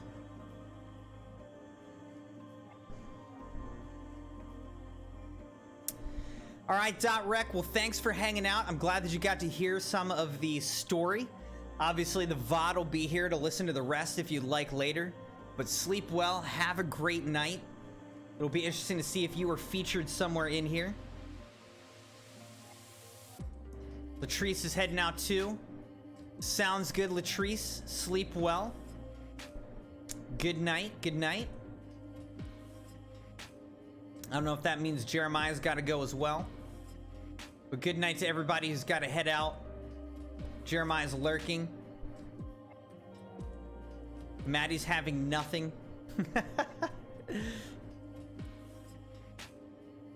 4 hours until Sabyasachi hits 500. I don't think we'll hit it tonight, but we'll actually probably hit it tomorrow during the partner party stream. So that's pretty cool.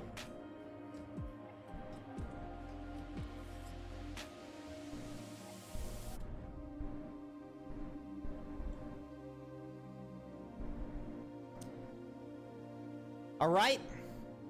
Let's jump back into our reading, Crimson Knights. Crimson Eclipse, The Eternal Watch, Episode 12. Crimson Eclipse, The Unyielding Stand.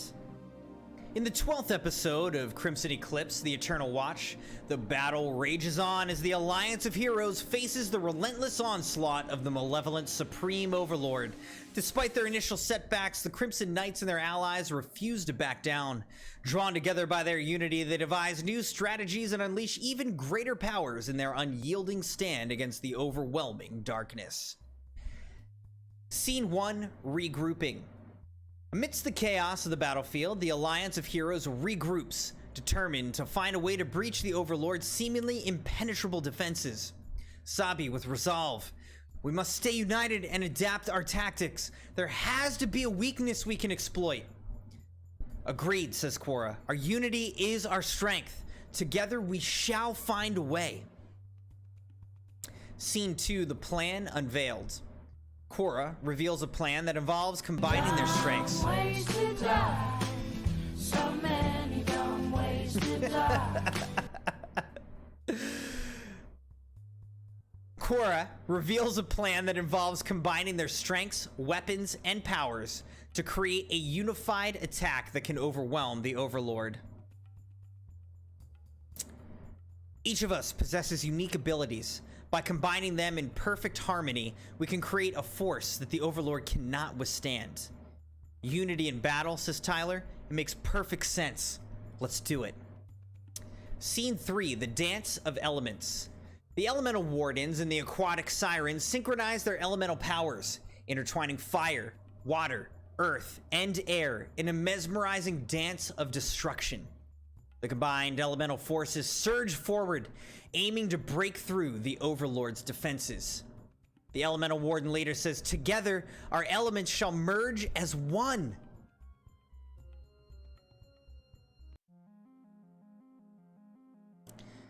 Scene 4, the Celestial Chorus. The Celestial Seraphims and Luminous Sentinels join their celestial energies, forming a radiant chorus of light that pierces the darkness. Their combined power acts as a shield for the Alliance, warding off the Overlord's malevolence. Sentinel Captain says, "Our light shall guide the way." Scene 5, Ether Infusion. The harmonious dancers infuse their dance with ether energy, enhancing the abilities of their allies and harmonizing their efforts. The dance creates a resounding resonance that amplifies the strength of the entire Alliance.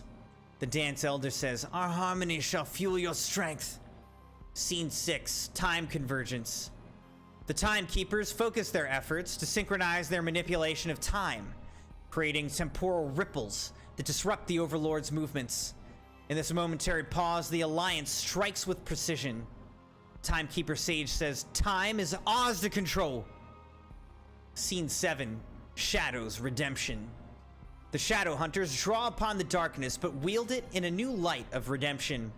Their shadows intertwine with the light, creating a force that blinds the Overlord momentarily. The Shadow Huntress says, shadow and light, one in purpose. Scene 8, Aerial Symphony. The valiant Sky Riders and the mythic dragons synchronize their aerial maneuvers, creating an intricate symphony of attacks that converge upon the Overlord from all angles. Sky Rider Commander says, sky and earth we shall conquer. Scene 9, the Arcane Nexus.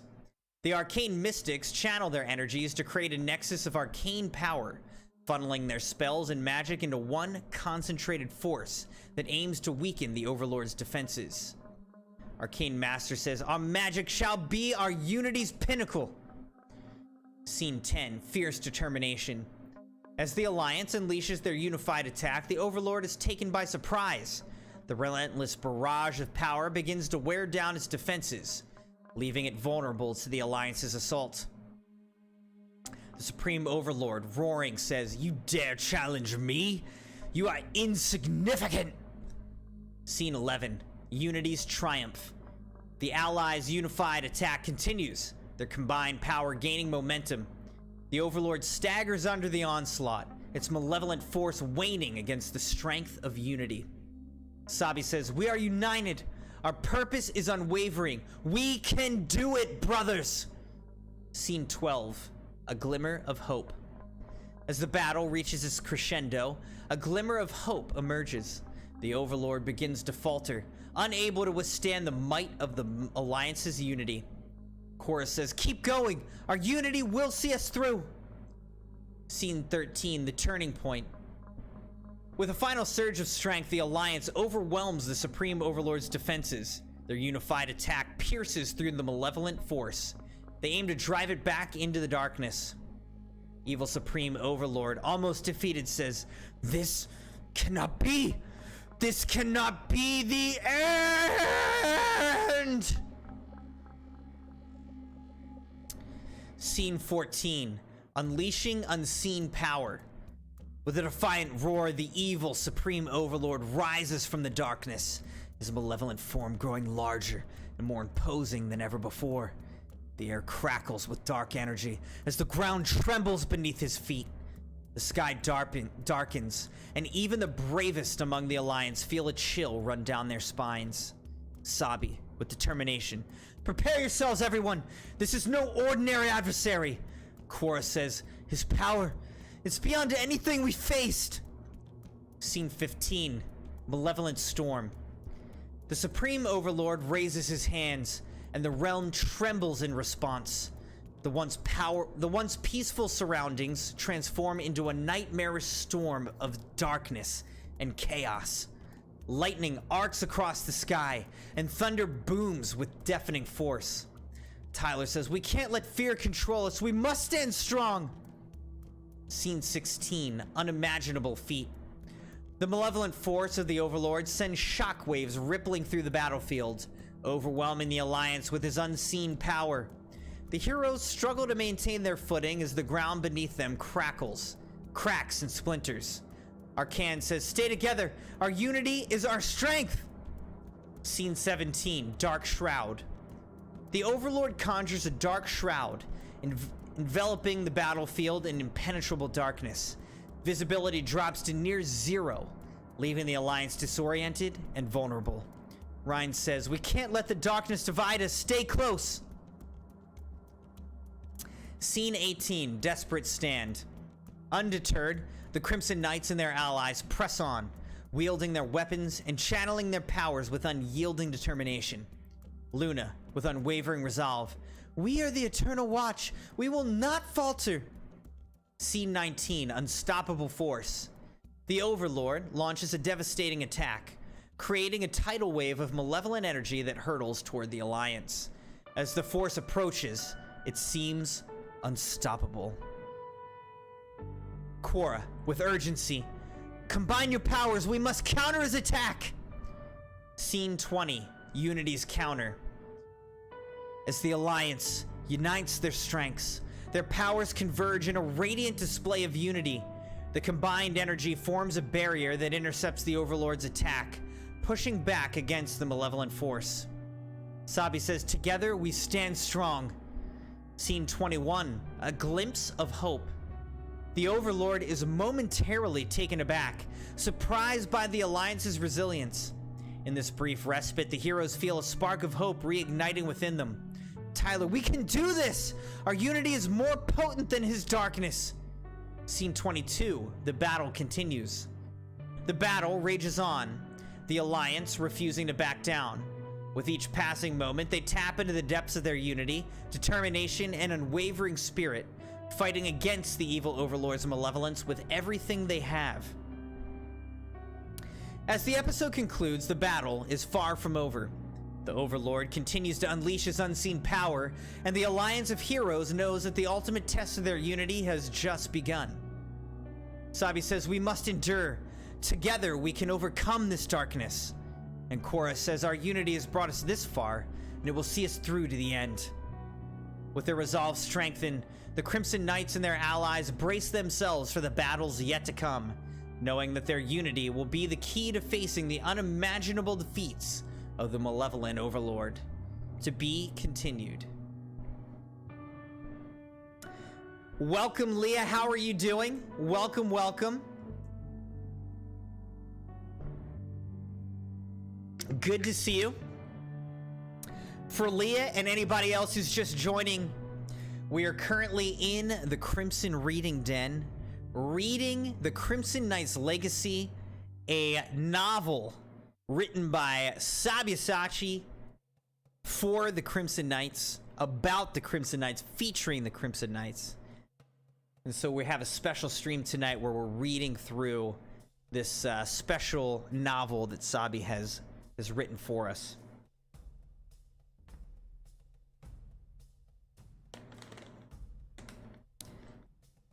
.rec, YouTube kicked you out?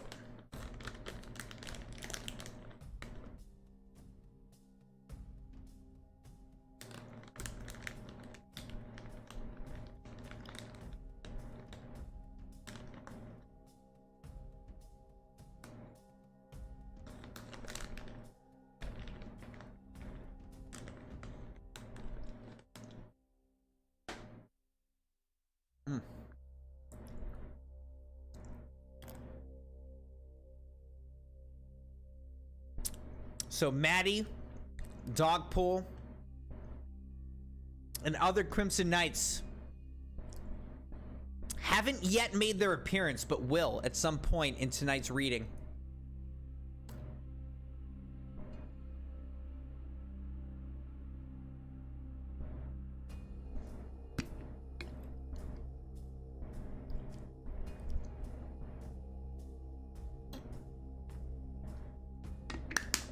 All right.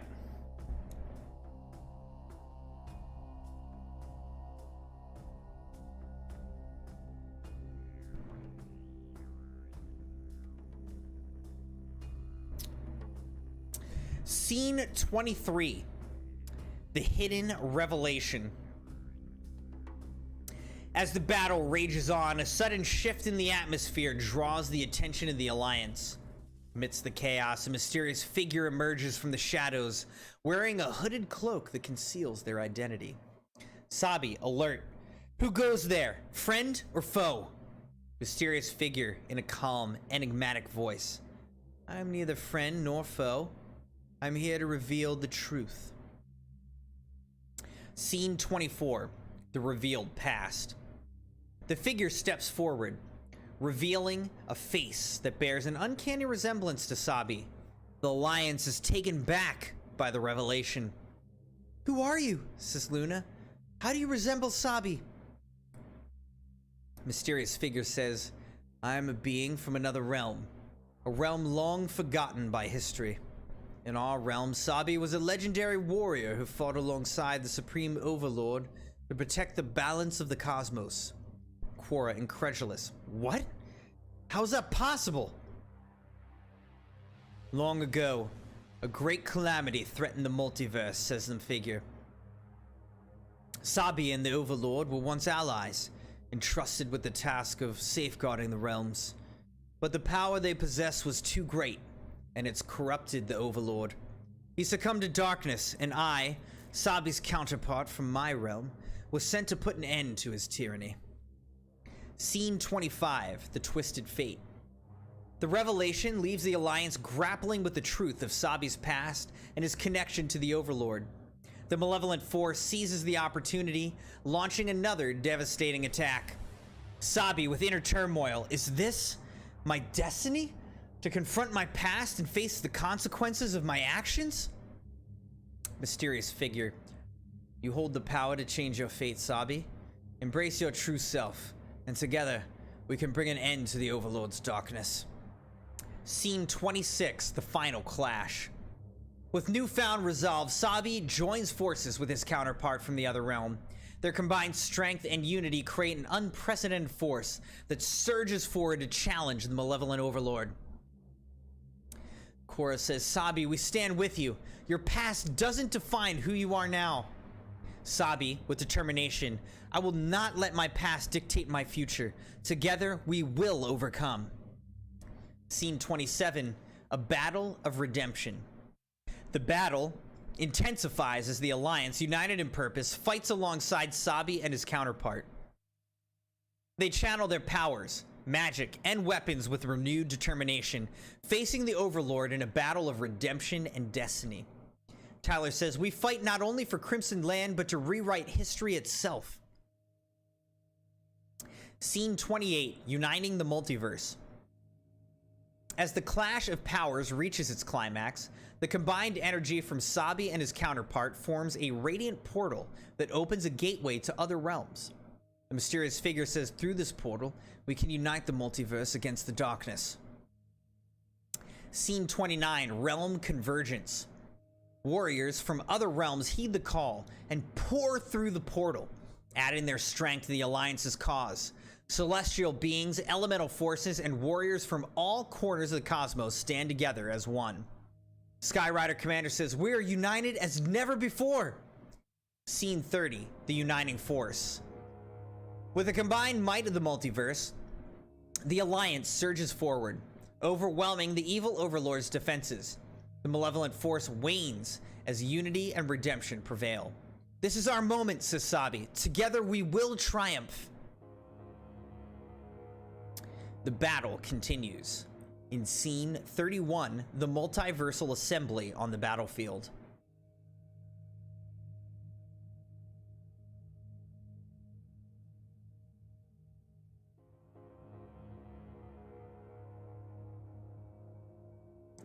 Maddie said, Sabi, I think Crim missed the part where I should have gone after Maddie.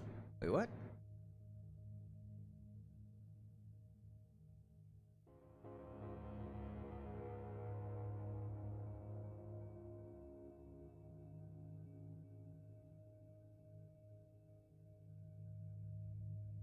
If you would put Maddie instead of Luna.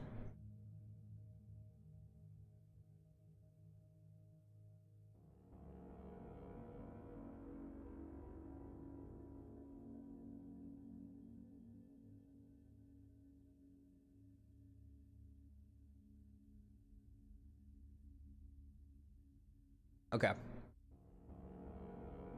Wait, so are we saying that Luna is Maddie? Is that what I missed?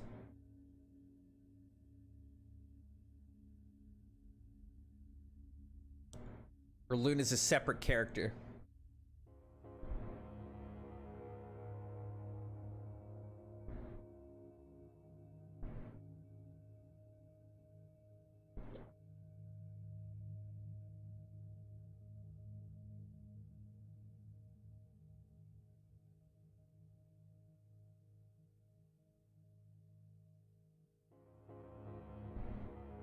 All right. Scene 31, the multiversal assembly on the battlefield. The battlefield trembled with the malevolent aura of the Supreme Overlord, evil Supreme Overlord, whose dark forces had encroached upon the peaceful realms.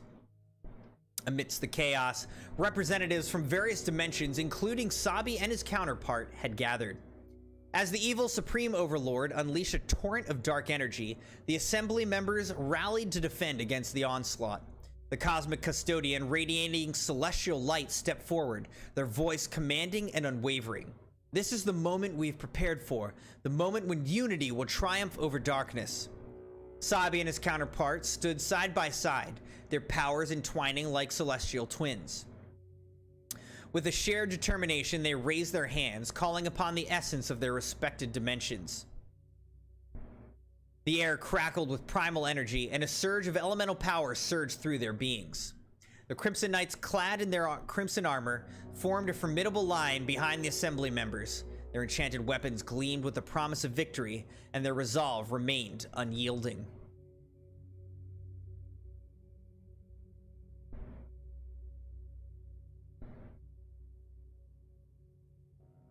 Moon 13 says, I have to take my medicine, so I'm not going to be able to hear the whole story. Aw, that's okay. This is a long story, but the VOD will still be here, so you can always just pick up right where we left off if you want. But yeah, thank you so much for joining, Crimson. I hope you sleep well, and I hope you're enjoying the story thus far.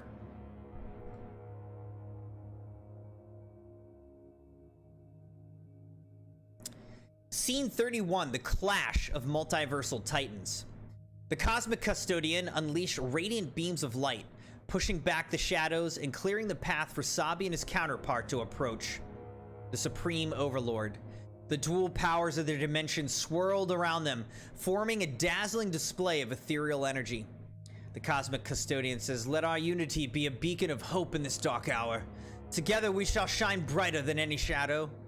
Sabi says, with the power of my realm and that of my counterpart, we shall stand strong against this malevolence. And Sabi's counterpart says, our destinies intertwine, and together we wield the strength of two dimensions. Crimson Knight Captain says, for honor and valor, onward, Crimson Knights! Let our blades shine with justice! Scene 32, Celestial Nova. As the Celestial Seraphims and Luminous Sentinels locked hands in a circle, their beings interwoven with celestial light, a palpable aura of power surged around them. Their wings shimmered with divine luminescence, and their eyes glowed with an otherworldly radiance. Together, they channeled the very essence of the cosmos, drawing energy from the stars and celestial bodies that adorn the night sky. The atmosphere crackled with anticipation as their celestial nova began to take form. Energy spiraled and swirled within the circle of united beings, coalescing into a brilliant orb of pure light at its center. The heavens themselves seemed to bow in reverence, showering the battlefield with a cascade of twinkling stardust. With an ethereal chant that resonated in perfect harmony, the Celestial Seraphims and Luminous Sentinels directed their collective power into the radiant sphere. The Celestial Nova pulsed with intensity, illuminating the darkest corners of the battlefield. The encroaching darkness, fueled by the Shadow Sovereign's malevolence, recoiled as the blinding brilliance intensified. A crescendo of celestial energy echoed across the realm, and the air crackled with divine power. The ground trembled beneath their feet, and the very fabric of reality seemed to shimmer in response to their might. Those who witnessed this celestial spectacle were left in awe and wonder, feeling the overwhelming presence of something greater than themselves. With a resounding cry that transcended mortal comprehension, the Celestial Nova surged forward. The torrent of brilliance expanded, sweeping away the Shadow Sovereign's minions like leaves caught in a storm. Its reach was vast, engulfing the battlefield in an all-encompassing wave of celestial light. The malevolent forces of darkness were pushed back, their advance halted by the sheer force of the Celestial Nova. Shadows writhed and dissipated as if they were nothing in the face of the seraphic radiance. The battlefield was bathed in the resplendent glow, and for a moment, it felt as if time itself has frozen in awe of this majestic display. In that brief respite, the allies of the Celestial Seraphims, inspired by the sight of their united power, rallied to renew their determination. The Crimson Knights charged forth with renewed vigor, their weapons gleaming as they struck down the remnants of darkness. As the Celestial Nova continued to surge, a rift began to form in the center of the enemy's ranks.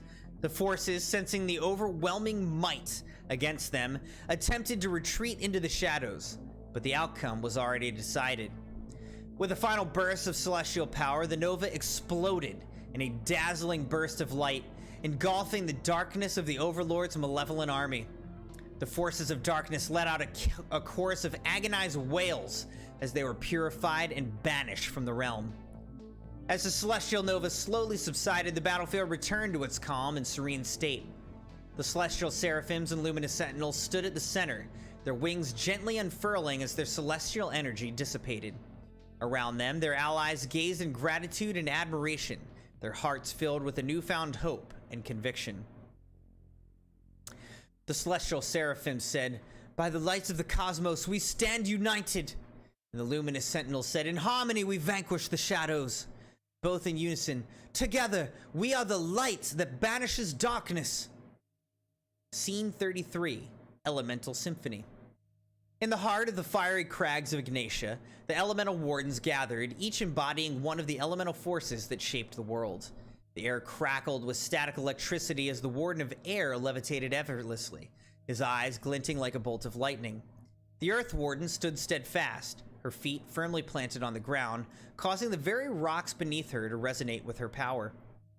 The Fire Warden's mane of flames blazed brightly, casting an intense glow that painted the surroundings with hues of red and orange. Beside a glistening waterfall, the Water Warden controlled the cascading currents with a gentle wave of her hand, her eyes reflecting the serenity of a tranquil lake.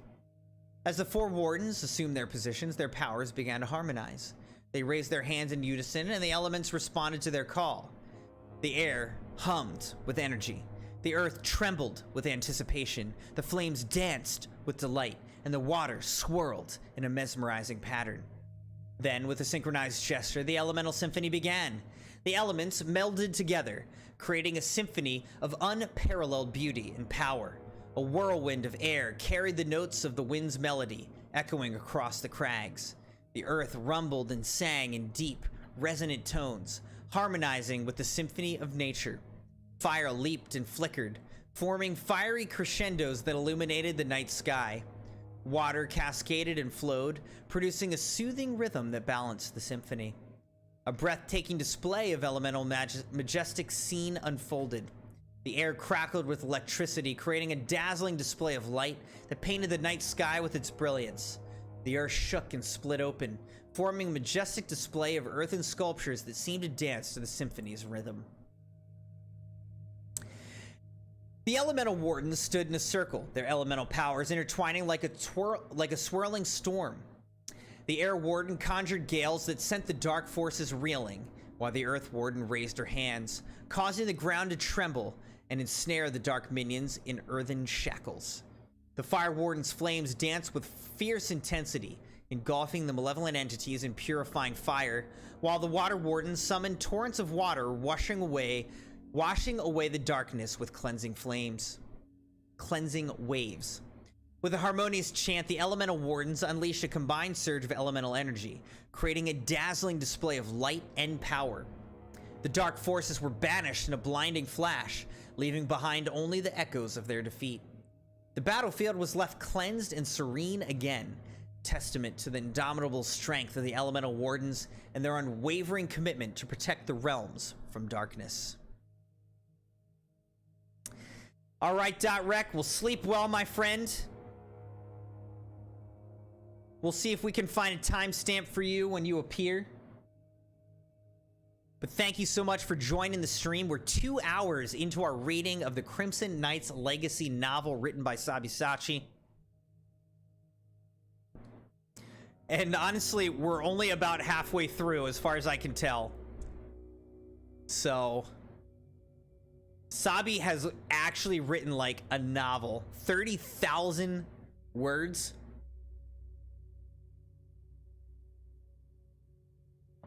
It's crazy. Question is, did Sabi type out every single word here? Did you use AI to help write some of this or something?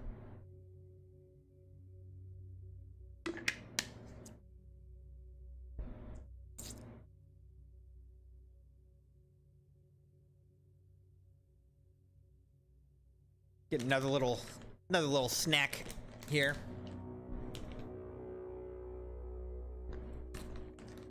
Ah. Voice typing. Smart. Okay.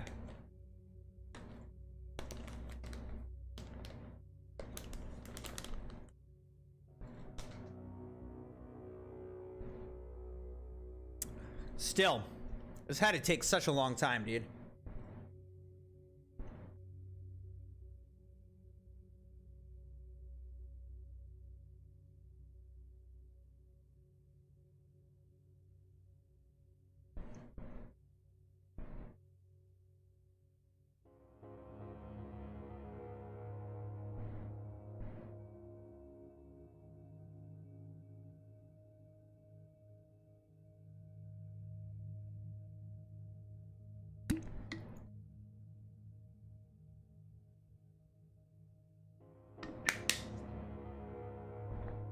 All right.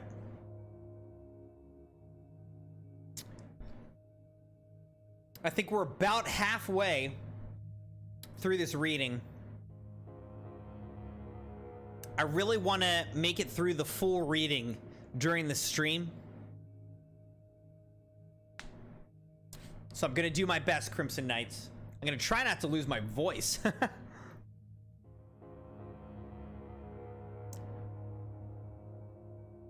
All right, here we go. Supreme Overlord, slow clap.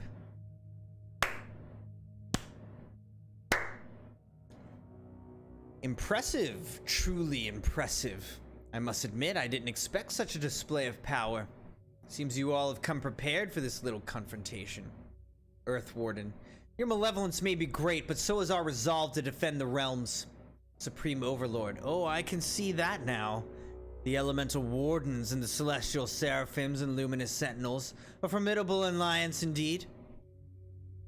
Celestial Seraphim, our unity is our strength. We stand together as guardians of light and order.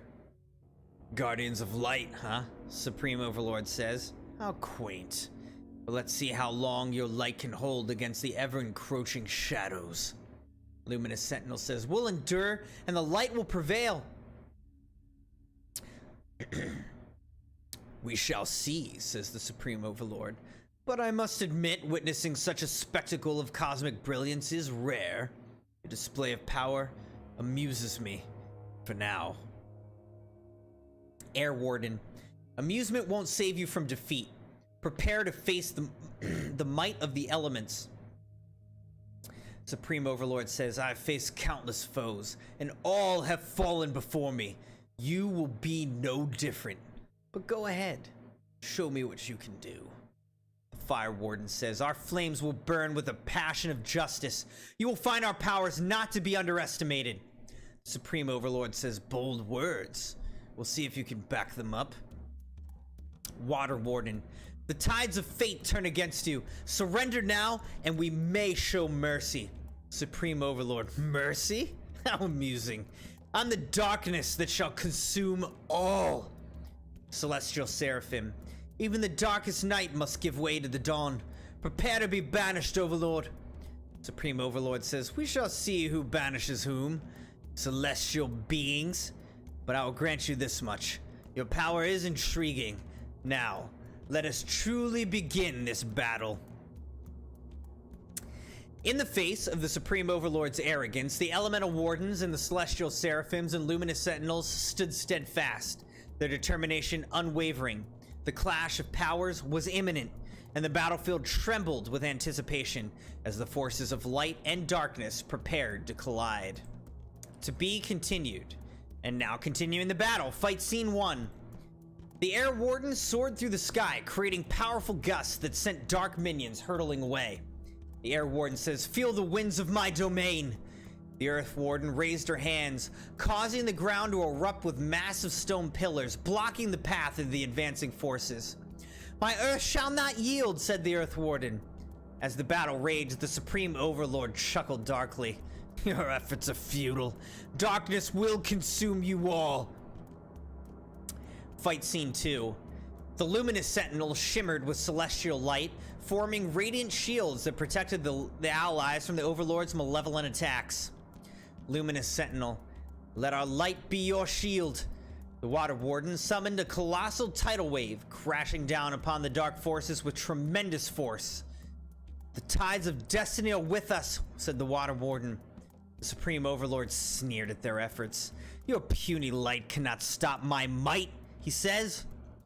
Fight scene 3. The Fire Warden's flames blaze with intensity, incinerating dark creatures in their path. Feel the heat of my fury, said the Fire Warden. The Celestial Seraphims unleashed celestial beams that pierce through the darkness, illuminating the battlefield. The stars guide our power, said the Celestial Seraphim. The Supreme Overlord's malevolence intensified. Your light shall not save you from the abyss, he said. Fight scene 4. The Elemental Wardens channeled their elemental powers into a devastating storm of earth, air, fire, and water, creating a cataclysmic display of raw energy. The Elemental Wardens in unison. The elements unite against you! The luminous sentinels joined their celestial light with the elemental storm, creating an ethereal display of power. Luminous sentinels in unison said, Celestial brilliance shall overcome darkness. Supreme Overlord's dark laughter echoed across the battlefield. Your combined powers nothing before my supremacy. Fight scene 5. Amidst the chaos, the Crimson Knights fought valiantly, protecting fallen soldiers and each other with unwavering loyalty. Crimson Knight Chorus said, For honor and valor, protect our allies! Sabia and his counterpart observed the battlefield, seeking an opening in the Supreme Overlord's defenses. We must find a way to strike at the right moment. Sabi's counterpart, Patience, we will seek the opportunity. The battlefield erupted in a storm of destruction as the clash of powers shook the very surface beneath their feet. The forces of light and darkness fought fiercely, each determined to prevail in this cataclysmic confrontation. In the midst of the echoes, the hope for victory remained, carried by the united efforts of the Elemental Wardens. The Celestial Seraphims, the Luminous Sentinels, and the valiant protection of the Crimson Knights, Sabi and his counterpart prepared for the moment when the tide of battle would turn in their favor, ready to seize the opportunity to strike a decisive blow against the Supreme Overlord.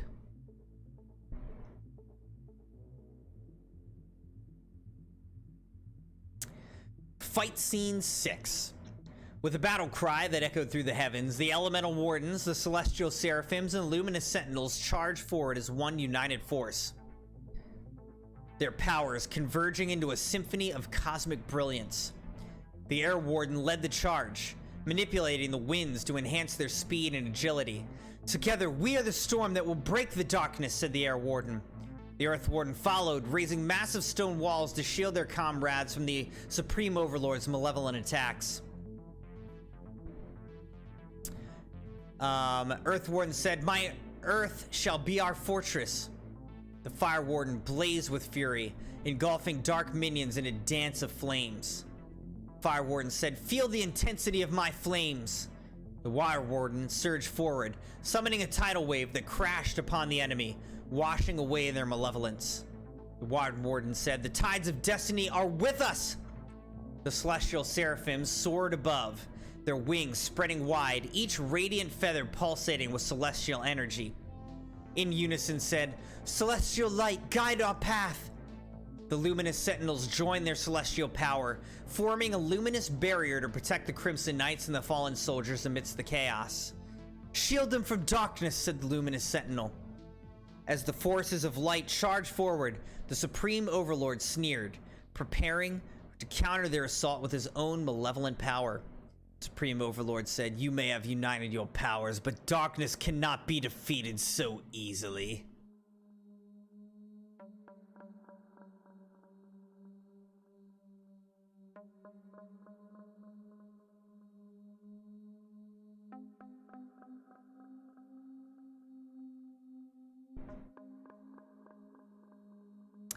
Maddie said, is anybody here in Discord beeping again? And Savi said, it's Crimson, Maddie. I think I heard it too.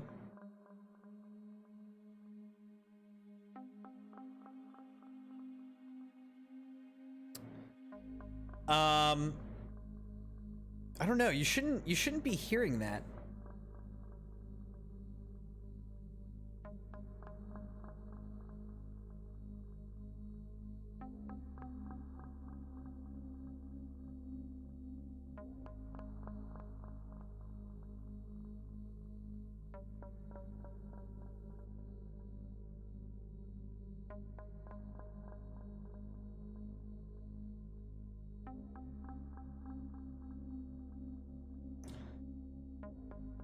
Sabi says, now it's coming to the epic climax scenes. Okay. Is there, Sabi, is there a point where I'm supposed to stop, or I just read all the way to the end of this channel?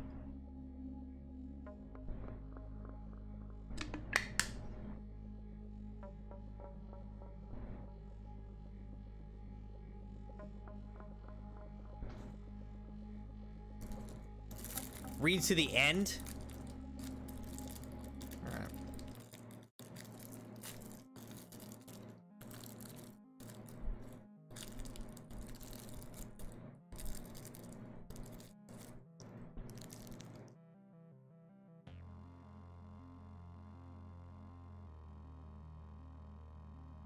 Alright. I'm gonna try to read to the end by the end of tonight. We'll see how far I can get.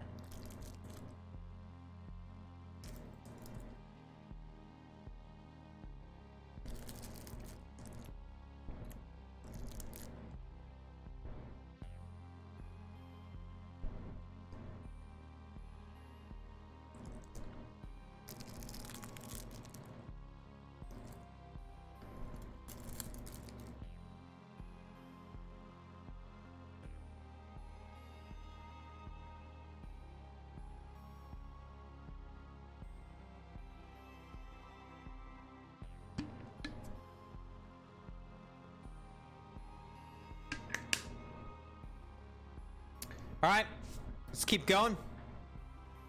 Fight scene 7. The battle intensified as the Elemental Wardens unleashed their elemental fury upon the dark forces.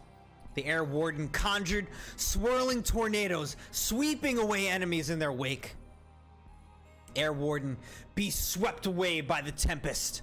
The Earth Warden's mastery over the ground caused the earth to rise and form powerful golems, crushing the dark minions beneath their colossal weight.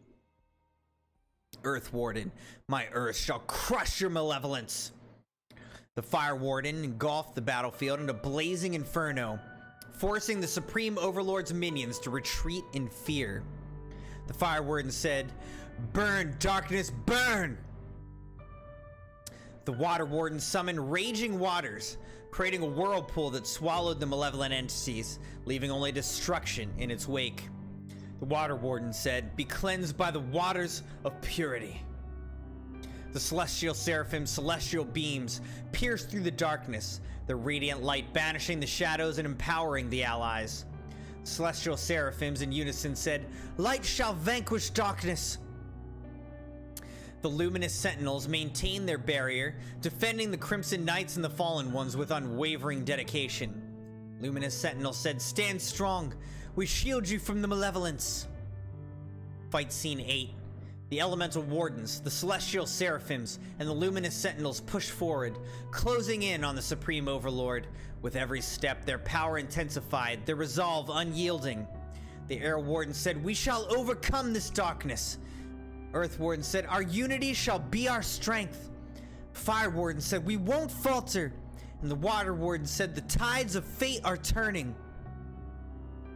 The Celestial Seraphims in unison said, "We are the Celestial Radiance." As they reached the Supreme Overlord, the air crackled with the intensity of their combined powers. The forces of light and darkness clashed in a cataclysmic explosion of energy.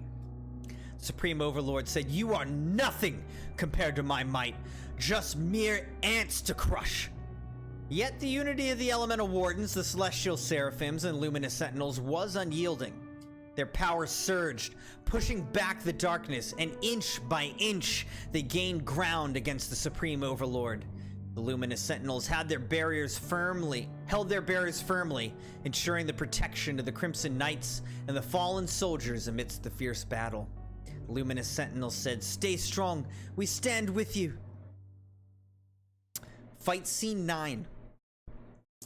Sabi and his counterpart observed the battle closely, waiting for the perfect moment to strike. Sabi said, "We must find an opening, a weakness we can exploit." Sabi's counterpart, "Yes, patience, Sabi. It will come." As the fight raged on, the elemental wardens, the celestial seraphims, and luminous sentinels continued their relentless assault.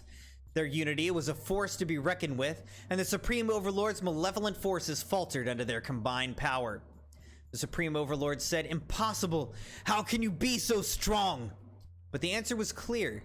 Their unity was their strength, and they were the embodiment of the cosmic brilliance that darkness could never hope to match. The battle continued, each moment bringing the forces of light closer to victory.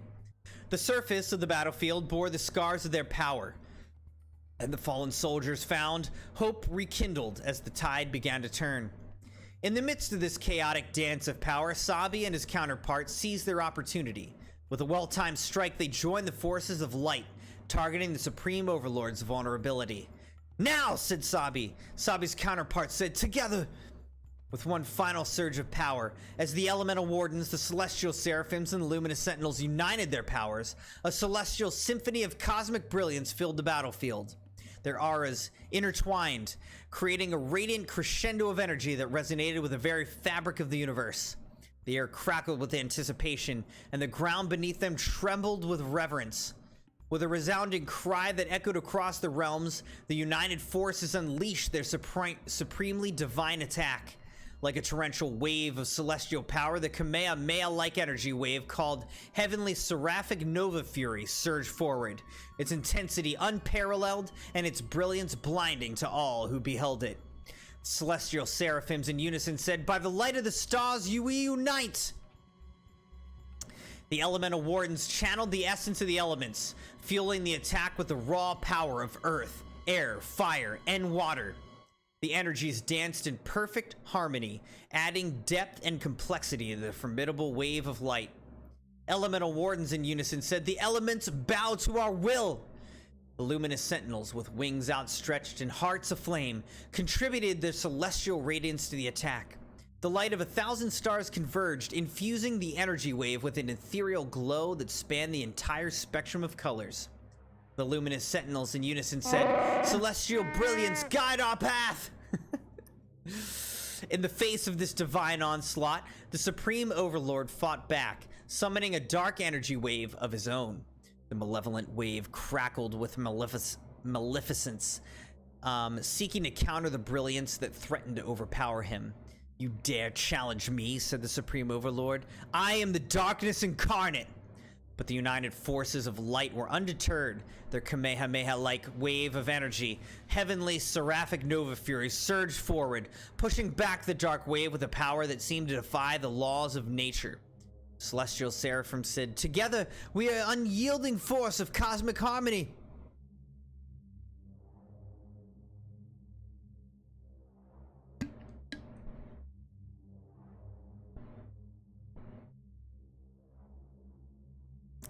Maddie's coming up on 180 total watch hours. Dogpool's mad that he's being discounted.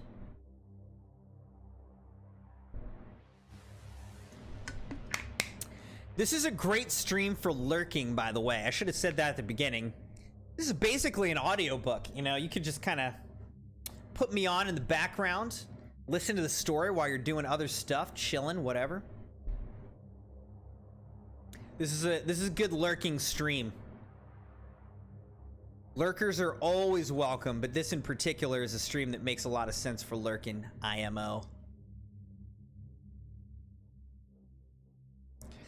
All right, let's continue. Coming up on 2.5 hours into this reading. I've been basically reading for 2.5 straight hours.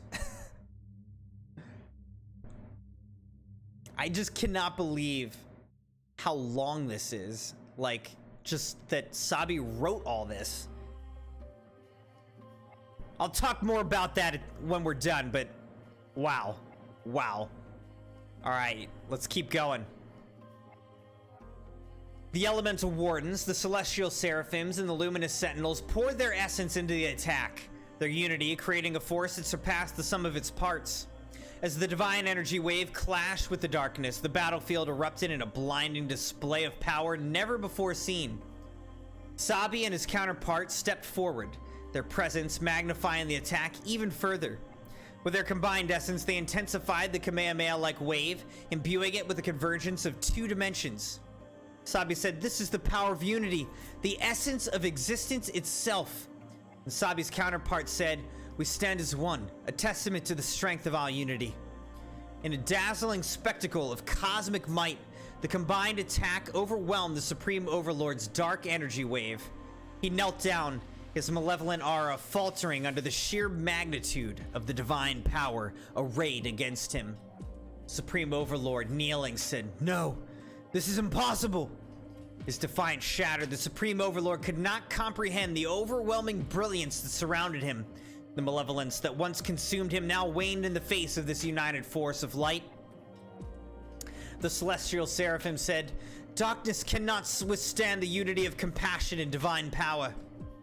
The united forces of light, their Kamehameha-like wave still surging, had prevailed.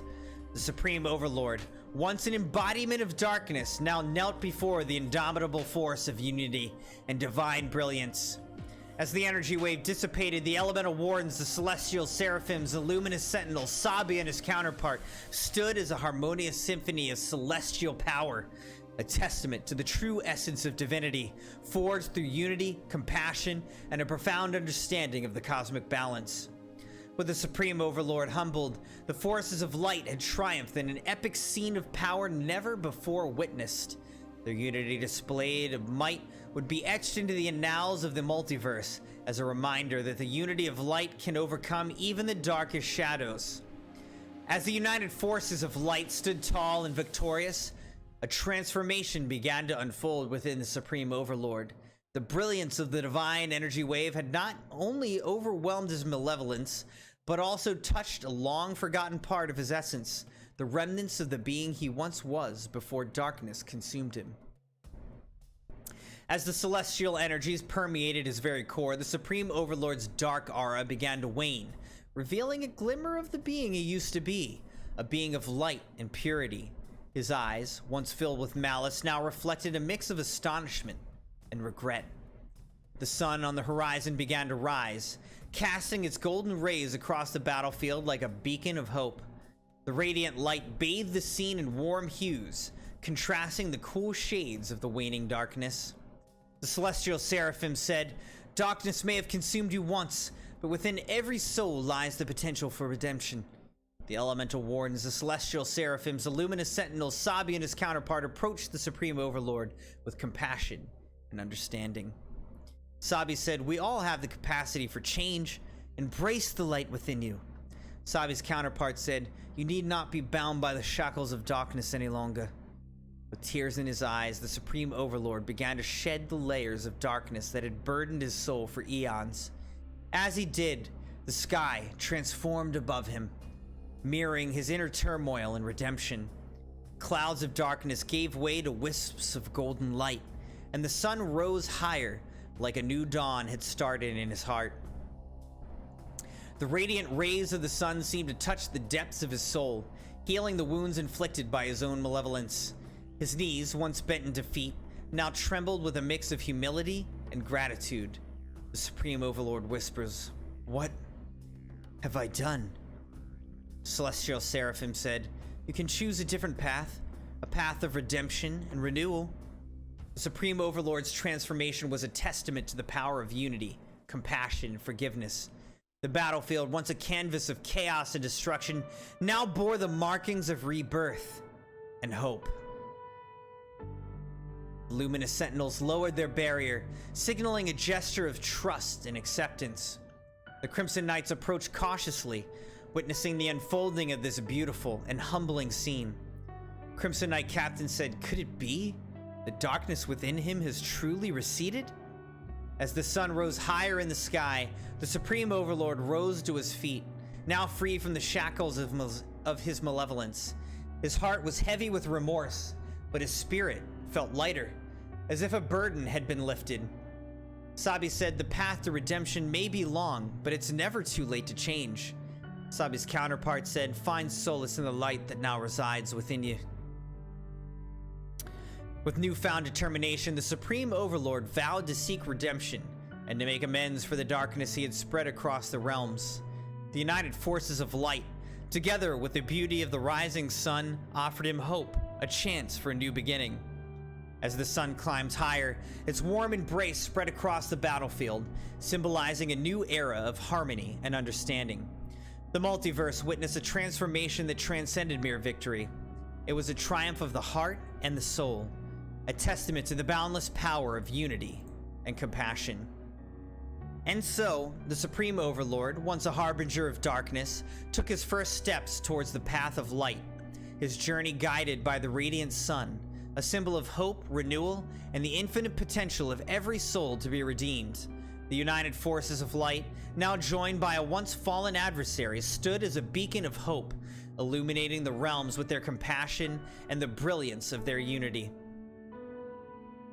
As the sun continued to rise, casting its warm glow across the battlefield, a profound transformation unfolded within the Supreme Overlord.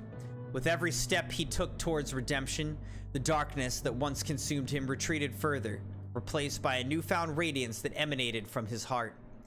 The Supreme Overlord's transformation from darkness to light mirrored the breathtaking journey of a heart once burdened with negativity, now blossoming like a radiant sunflower, embracing the warmth of positivity and illuminating the world with newfound hope. Quote 23. The Elemental Wardens, the Celestial Seraphim, Sabi, his counterpart, and the Crimson Knights approached him with open hearts, offering forgiveness and acceptance. Celestial Seraphim said, your journey towards redemption has only just begun. We will stand by your side, guiding you towards the light. The Earth Warden said, the elements too welcome your change. May harmony and balance be your guide. The Air Warden said, you're no longer alone in your struggle. We will share the burdens of your past. The Fire Warden said, from ashes, new beginnings arise. Embrace the flames of transformation. And the Water Warden said, the tides of fate can be redirected. Let us chart a new course together. And Sabi said, every soul deserves a chance at redemption, and you are no exception.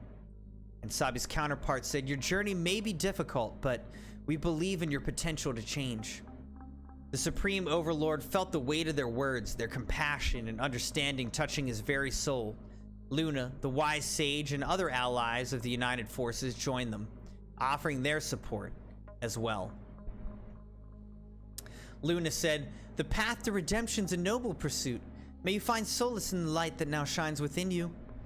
As the sun continued its ascent, a moment of silence enveloped the battlefield, a moment of reflection and hope. It was a moment that bridged the past and the future, uniting adversaries turned allies in a shared purpose to protect the realms from darkness and to embrace the power of unity. The Elemental Wardens, the Celestial Seraphim, Sabi, his counterpart, and the Crimson Knights, Luna, and others formed a circle of unity, a symbol of their collective strength and resolve. The Celestial Seraphim said, in unity we shall safeguard the realms and honor the memory of those who fell. The Earth Warden said, from now on we stand united against all malevolence. The Air Warden said, our collective strength shall be a beacon of hope for all who face darkness. The Fire Warden said, may the fires of our unity burn eternally, igniting the spark of change within others. The Water Warden said, the tides of compassion and forgiveness shall wash away the shadows of the past. Sabi said, we're not defined by our mistakes, but by our willingness to grow and change. And Sabi's counterpart said, together we can build a future of harmony and understanding. With hearts united and spirits renewed, the United Forces vowed to protect the realms from darkness, forging an unbreakable bond that transcended their differences. The Supreme Overlord, now reborn in the light, embraced his new path with humility and determination. As they prepared to depart from the battlefield, the sun's rays bathed them in a warm embrace, symbolizing a fresh beginning, a chapter of unity, compassion, and hope that would shine like the rising sun, illuminating the multiverse with its brilliance.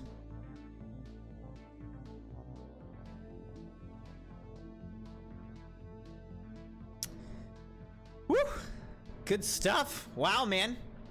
Dude, my voice is starting to crack a little bit here. Dogpool said, Sabi, you really have something here with a little editing. It's a really good story. A little editing would be a story that could sell. Just make sure that, you know, CrimsonMune gets some royalties.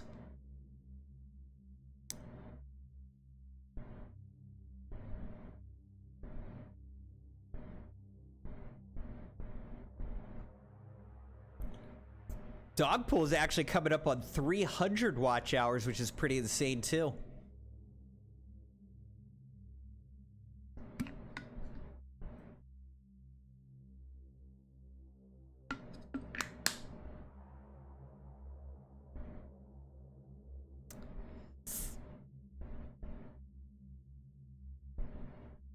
Quote 23. Oh shoot. Okay, no, we're right here. I almost lost my place, man. All right, so we gotta ask Sabi about quote 23 later.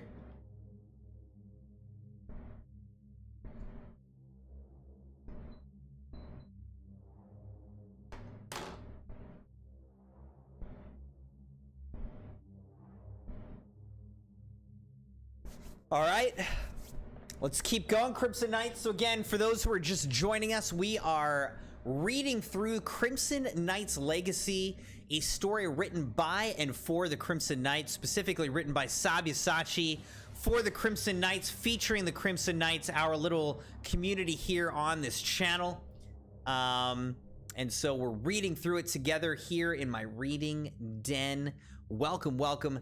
Thank you for liking the video. Thank you for being subscribed to the channel and hanging out. Feel free to lurk. Feel free to chat, ask questions. Sabi's in the chat right now, and he will also be doing a Q&A at the end of the stream. If we'll see how long we'll have for that, depending on when I actually finish reading this. But we'll look forward to that as well. So with that, we're a little more than halfway through this story right now, as far as I can tell. So let's just jump in and keep on going. As the united forces of light and their once foe turned ally, the Supreme Overlord, embarked on their journey together, a sense of camaraderie and purpose bound them. They traversed the realms, spreading the message of unity, compassion, and redemption, leaving behind a trail of hope and transformation in their wake. The Elemental Wardens, once the protectors of their respective domains, now expanded their roles to safeguard all the realms. With their unity, the elements harmonized and the forces of nature found balance under their watchful eyes. Celestial seraphims and luminous sentinels shone brightly across the skies, illuminating the darkest corners of the multiverse with their celestial radiance. Wherever they appeared, fear and darkness were replaced by hope and light. Sabi, his counterpart, and the Crimson Knights formed an unyielding front against the malevolence. They dedicated themselves to protecting the innocents, standing as beacons of hope for those in need. Luna, the wise sage, became a guiding light for the united forces, sharing her knowledge and wisdom, nurturing the spirits of those who sought guidance on their own journeys. As their influence spread, more souls joined their cause, adding their light to the ever-growing tapestry of unity. The multiverse began to witness a transformation as divisions were replaced by connections, animosity by understanding, and hatred by love. As the sun set on the battlefield, a serene and beautiful scene unfolded. The united forces of light gathered in a circle, their auras intertwining in a display of unity and compassion. Aerith, the redeemed Supreme Overlord, stood at the center, his heart overflowing with gratitude and humility. The Supreme Overlord, now known by a new name, Aerith, the Redeemed, sought to make amends for the wrongs of his past. He dedicated himself to restoring the damage caused by his malevolence, offering hope and redemption to those he once harmed. Aerith said, "I will spend eternity atoning for my sins. The darkness that once consumed me will serve as a reminder of the light I now embrace." His journey towards redemption was not without challenges, but the united forces of light stood with him, supporting his transformation with empathy and understanding. Through their combined efforts, they unveiled the hidden potential for goodness in even the darkest souls. They showed that no being was beyond redemption and that every heart had the capacity to change. As the united forces continued to spread their message of unity, they inspired countless others to rise above their differences and unite for a common purpose, to preserve the harmony and balance of the multiverse.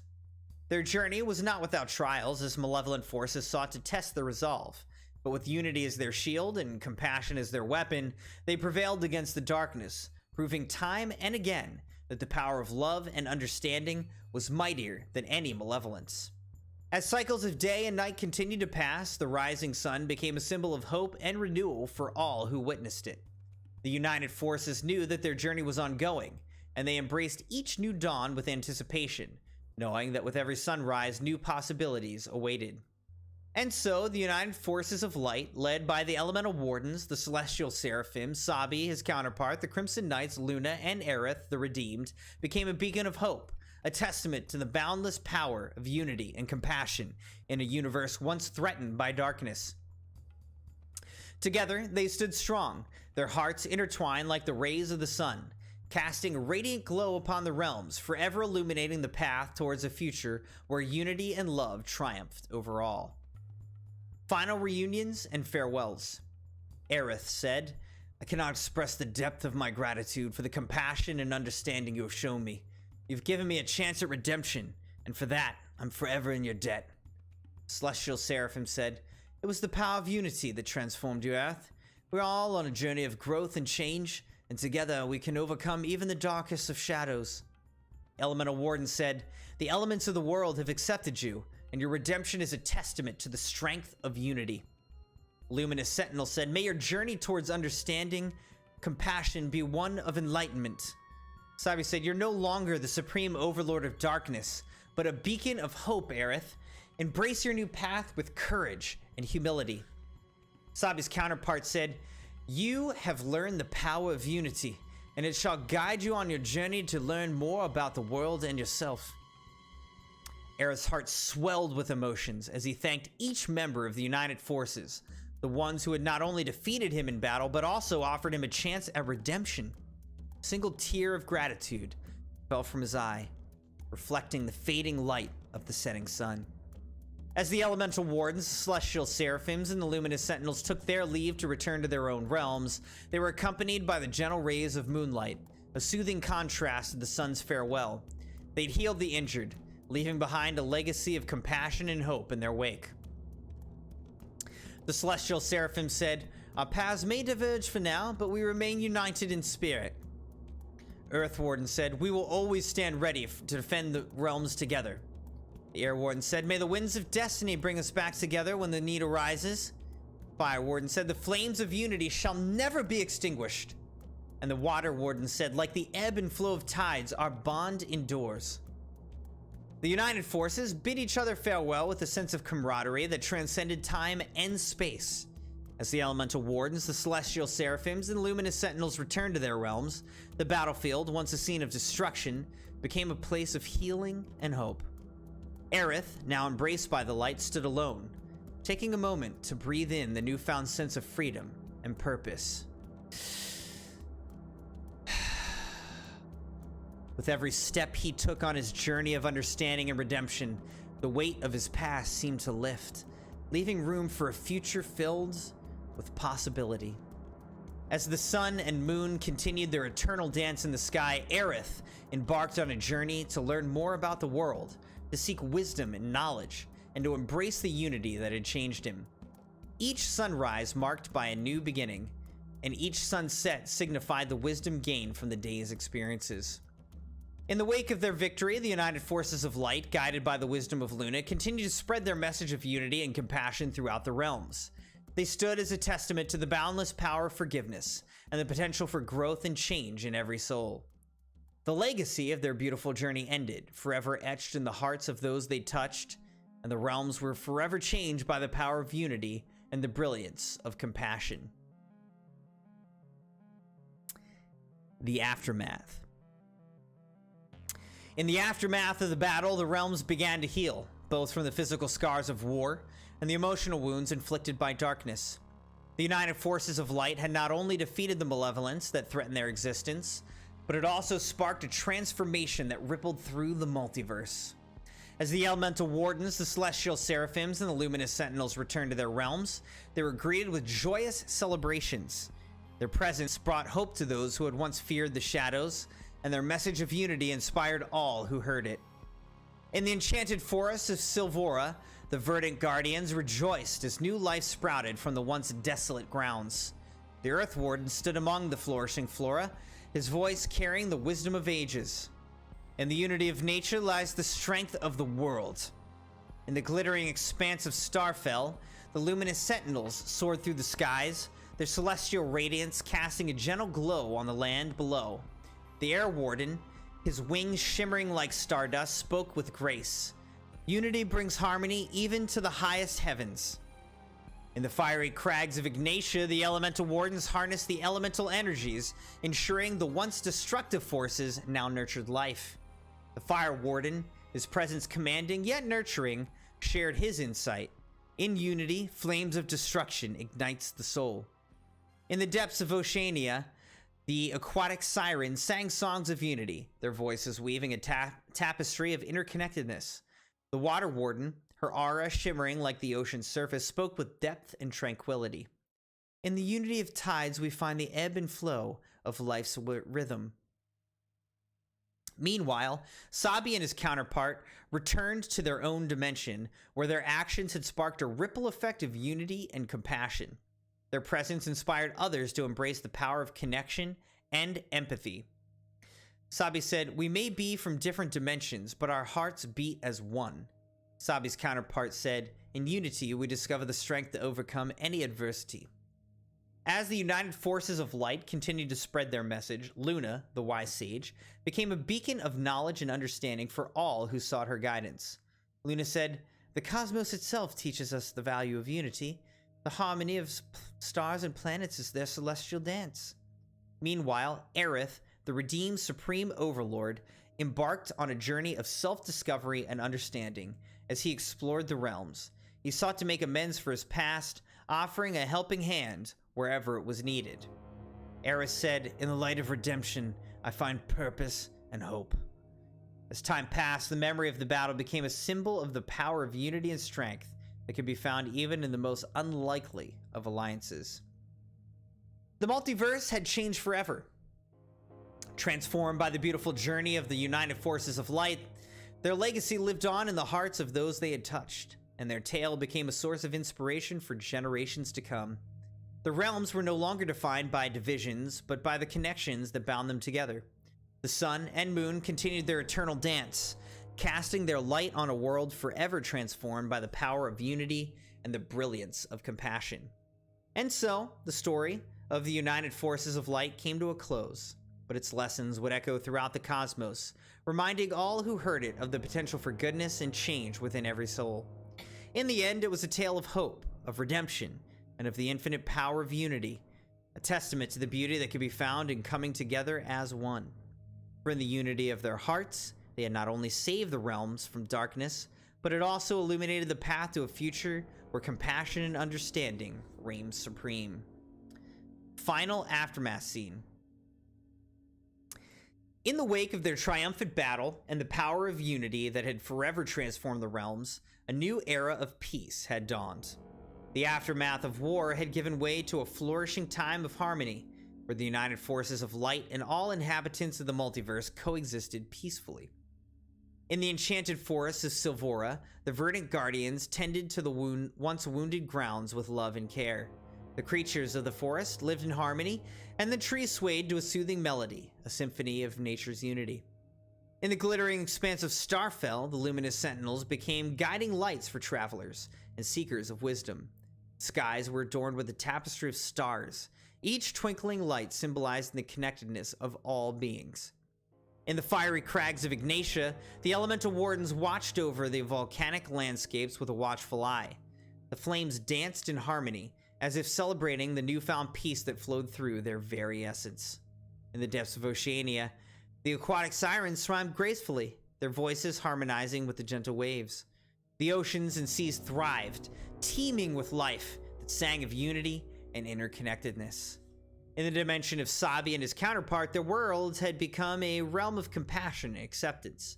Beings from different dimensions mingled freely, exchanging knowledge and experiences, bound by the unity that had brought them together.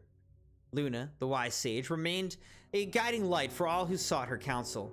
Her words of wisdom resonated through the multiverse, inspiring countless souls to embrace the power of unity and compassion. As for Aerith the Redeemed, he had become a symbol of transformation and hope. He dedicated himself to helping others find redemption, a living testament to the potential for change that lay within every soul. The united forces of light, together with all the beings of the multiverse, lived in a time of profound peace and understanding. The once battle-scarred battlefield had transformed into a lush garden of serenity and unity. As the sun and moon continued to rise and set, each new day marked a celebration of the peace they had fought for and won. The beauty of nature and the brilliance of celestial bodies served as constant reminders of the harmony they had achieved. And so the realms flourished, not just through the power of individual strength, but through the boundless strength found in unity and cooperation. The once divided worlds had become an interconnected tapestry, where each thread played a crucial role in weaving the fabric of existence. In this time of peace, the united forces of light and all the beings of the multiverse thrived, embracing the beauty of their diversity and finding strength in their shared purpose. For as they had learned through their beautiful journey, true harmony could only be attained when hearts were united and compassion flowed freely. In a world once threatened by darkness, the light of unity now shone brightly, forever guiding the multiverse towards a future of everlasting peace. This is the end of the first season of Crimson Eclipse: The Eternal Watch. Very cool. Very cool. All right, so Sabyasachi, it's the end of the first season. So do I stop here, or am I supposed to keep reading into the next season now?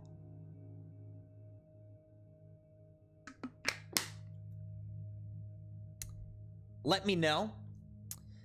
I'm gonna take another quick break for my voice, and just stretch a little bit. So keep reading until Dogpool appears, says Sabi. All right, well, let's take a quick little break here. I might grab more drink and BRB for more reading of the Crimson Knights Legacy.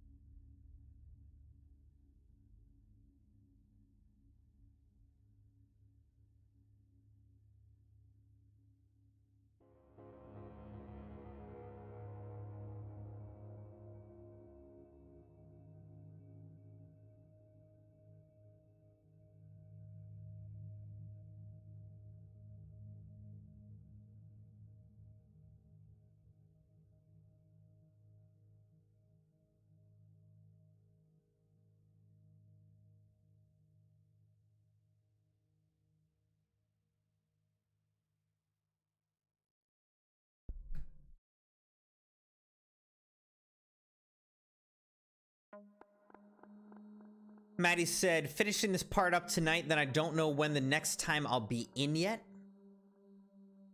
You going on a trip or something, Maddie? What do you got going on?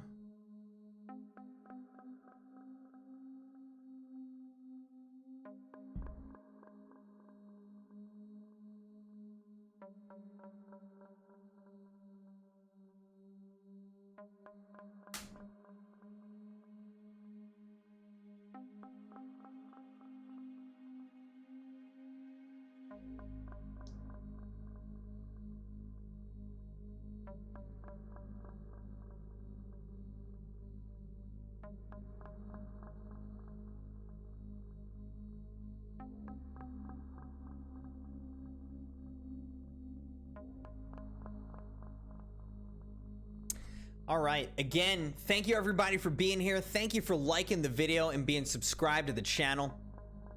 We are reading Crimson Knight's Legacy, an original story written by Sabyasachi for the Crimson Knights, about the Crimson Knights, featuring the Crimson Knights. You can read the entire thing in our Discord in the Crimson Knights Legacy channel. You can also just listen or read along with me here, right here on this stream.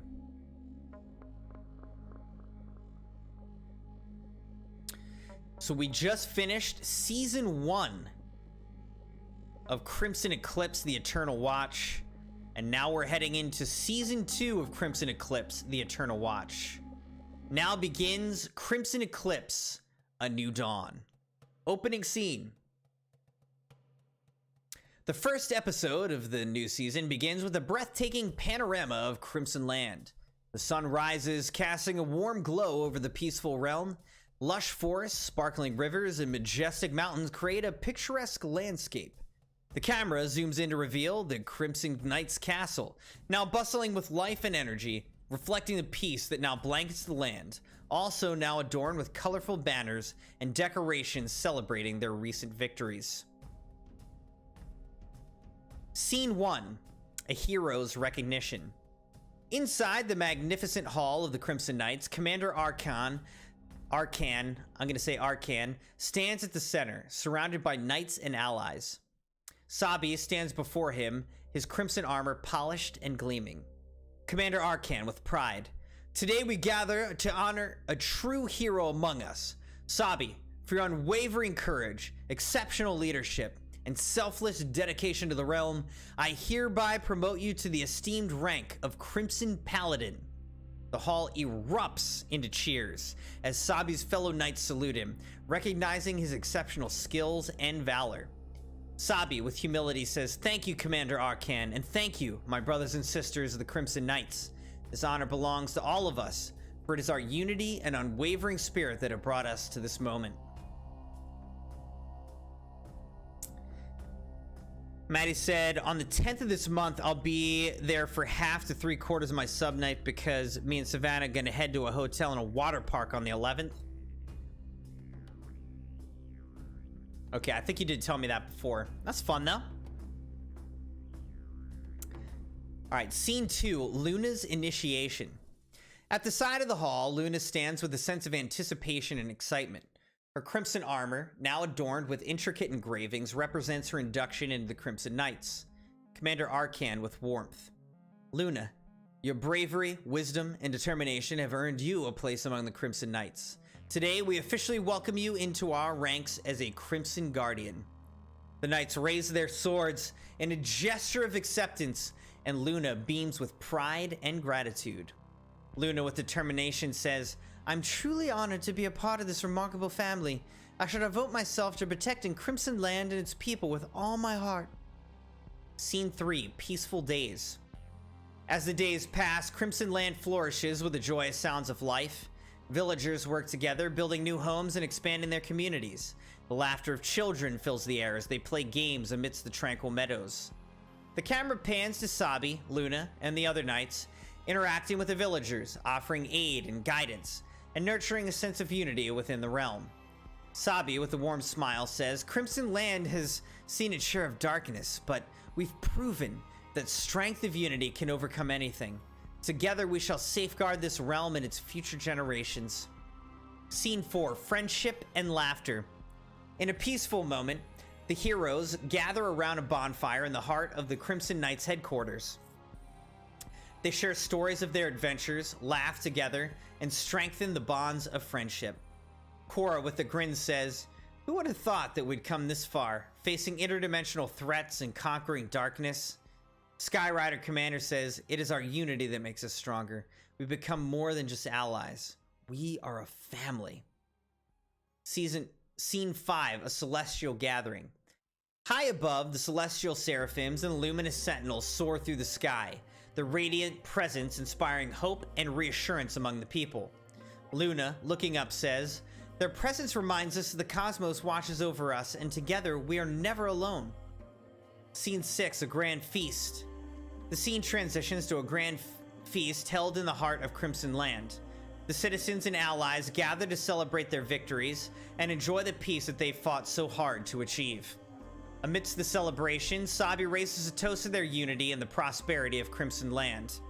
Sabi, with heartfelt sincerity, says, "To unity and the dawn of peaceful days, may we continue to stand together and face the future with strength and courage."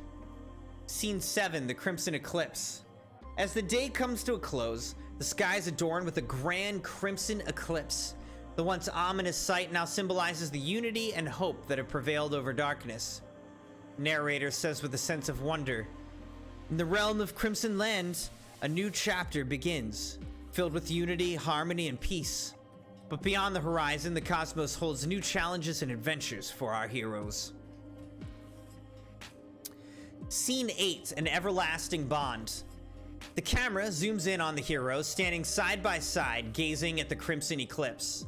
The narrator says the bond between them has become unbreakable, and with the strength of unity that shall overcome any obstacle that comes their way. Closing scene, the screen fades to black and the Crimson Eclipse logo appears with celestial eclipse symbol glowing brightly. Narrator says, "Crimson Eclipse, a time of unity, a season of friendship, prosperity, and the power of unity begins now." The grand opening sets the tone for a season filled with heartwarming moments, camaraderie, and the celebration of peace on Crimson Land. The heroes stand united, ready to face whatever challenges and adventures the cosmos has in store for them. With their unwavering spirit and sense of humility and sense of unity, they continue to protect Crimson Land and foster a future filled with hope and prosperity.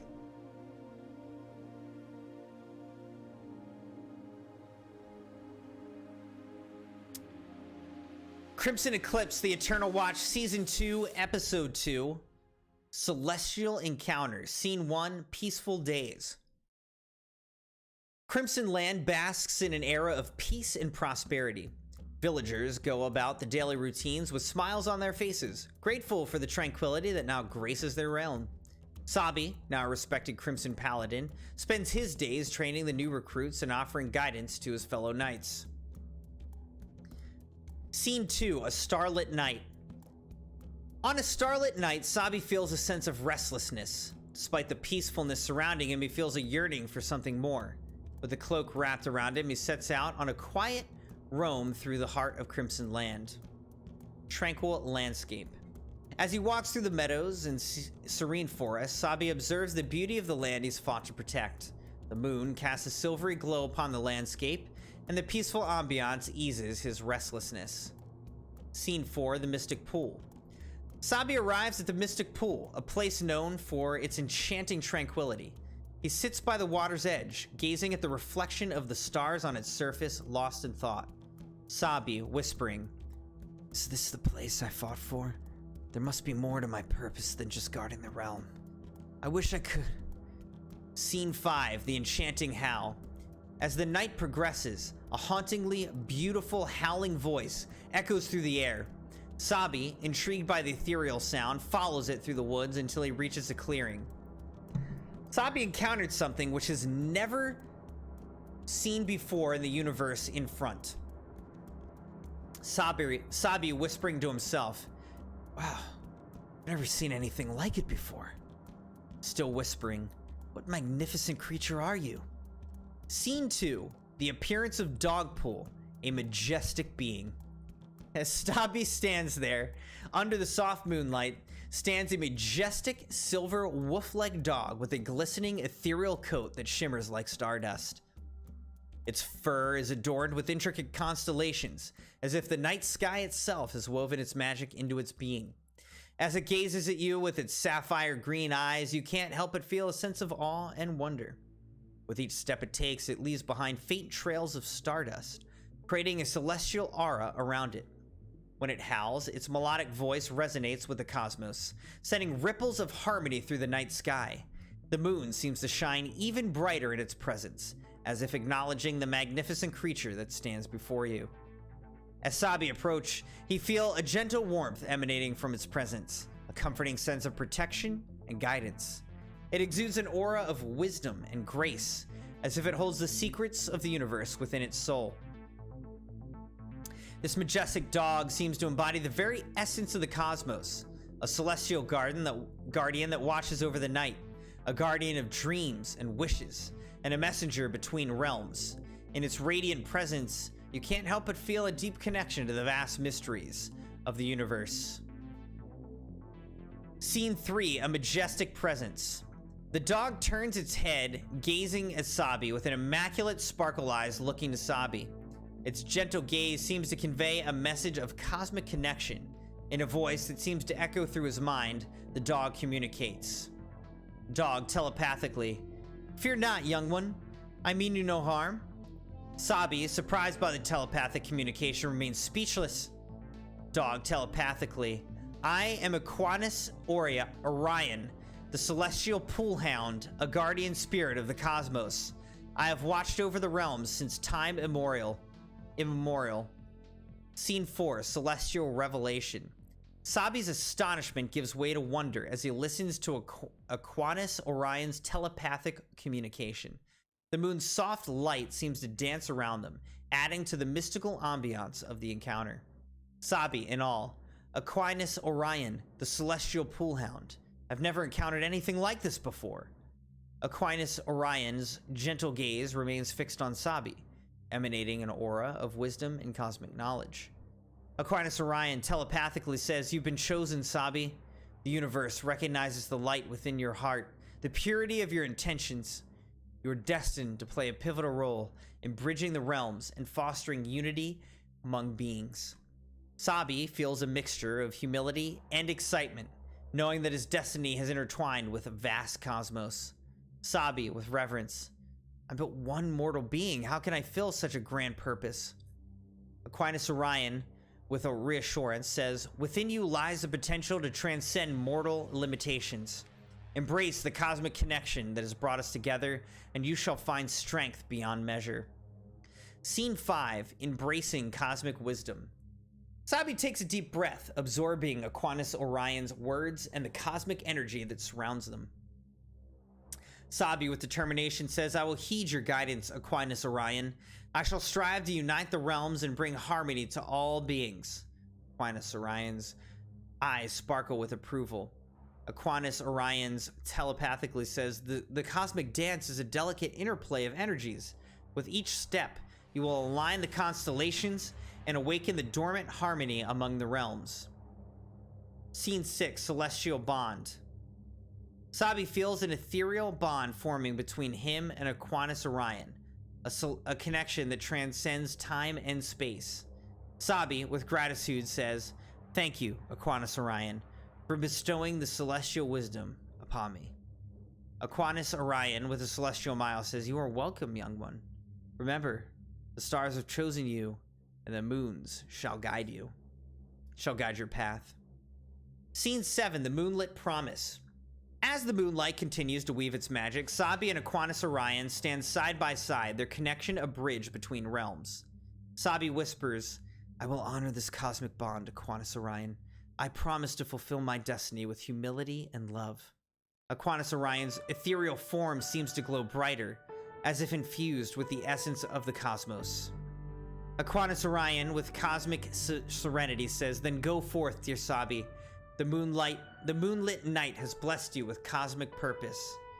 Sabi gazes up at the moon, feeling its radiant energy enveloping him.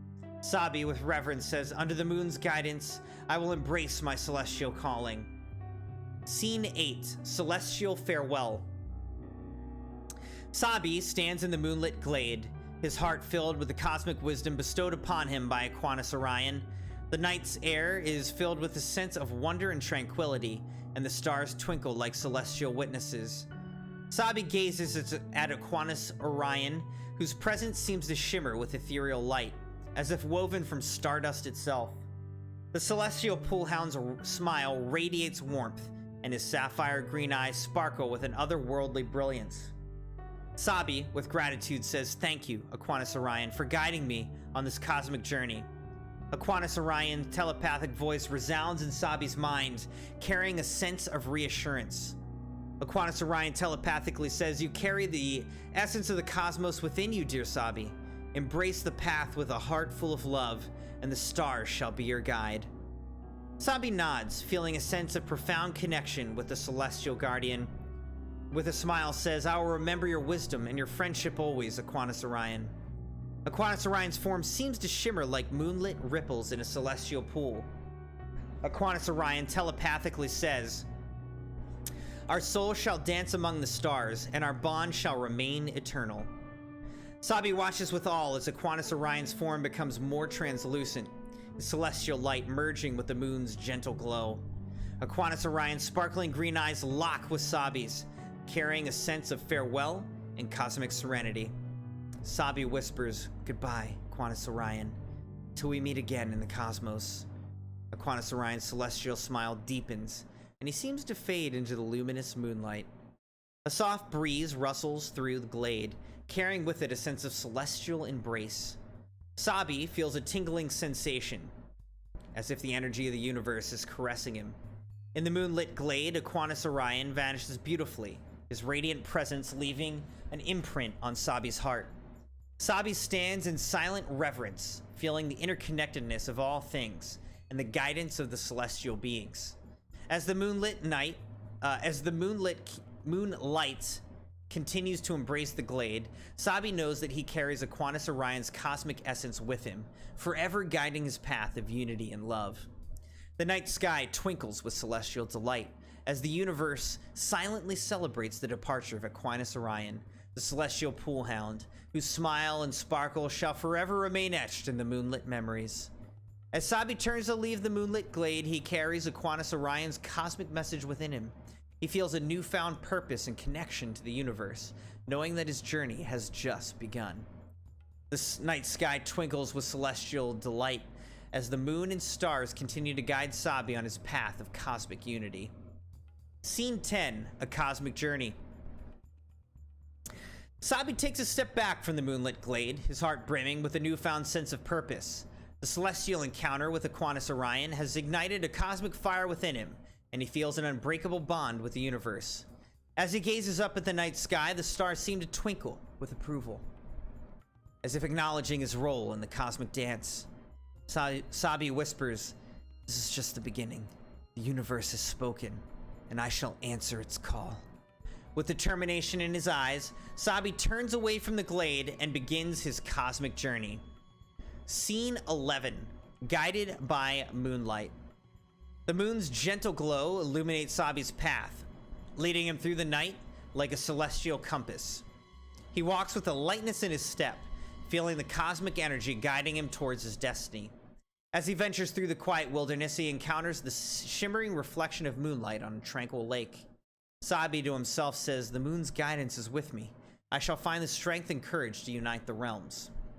Scene 12, Cosmic Reflection. Sabi stops by the edge of the lake, gazing at his reflection in the shimmering water. The moon's light seems to dance on the surface, as if affirming his cosmic connection. Sabi whispers, Aquinas Orion, your wisdom echoes within me. I shall carry it in every step of my journey. Feeling a renewed sense of purpose, Sabi continues on his path, the moon and stars serving as his celestial companions.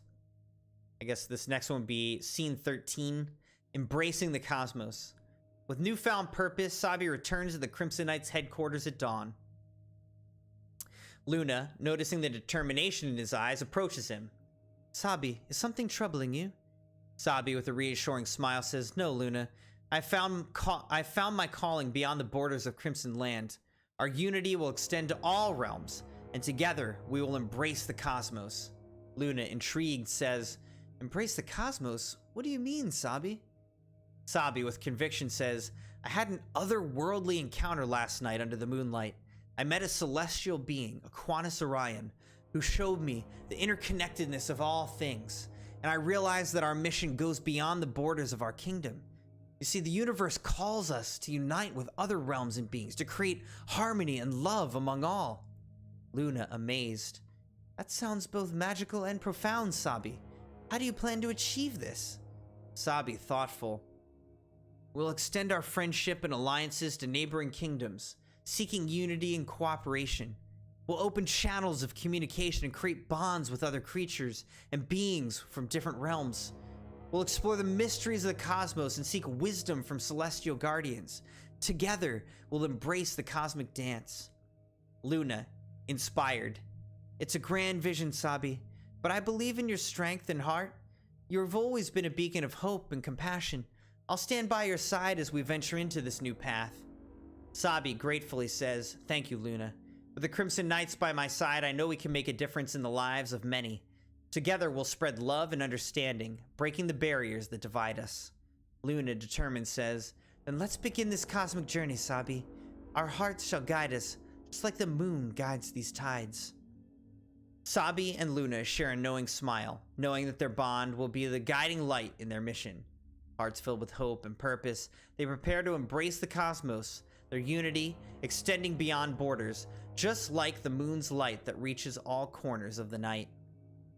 The next scene, I think it would be 14 or something, a comical interlude.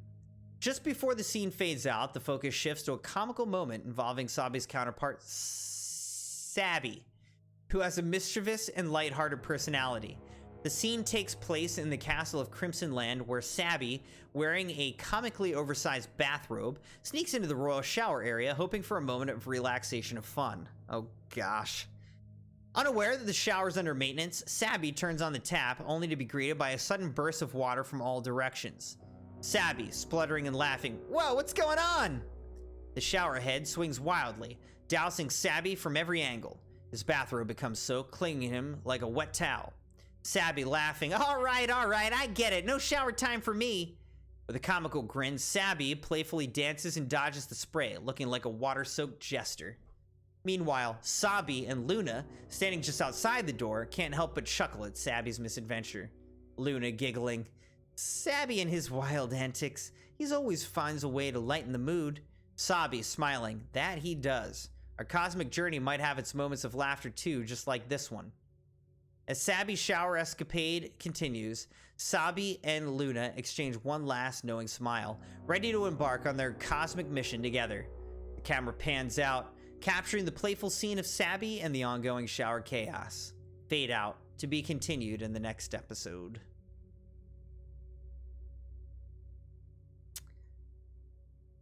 All right. So am I supposed to keep reading or stop here?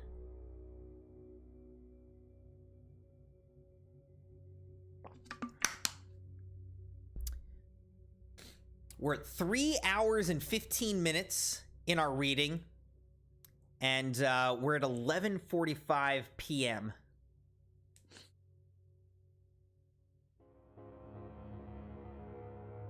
Sabi says this is the last episode, but a big one. So am I supposed to read this one?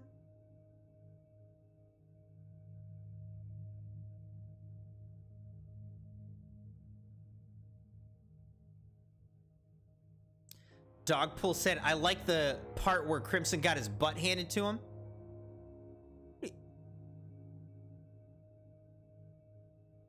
What are you talking to? What are you talking about? Is Crimson even in this? There's the evil overlord, but I thought that that's Streamlabs. I thought that's the Streamlabs bot.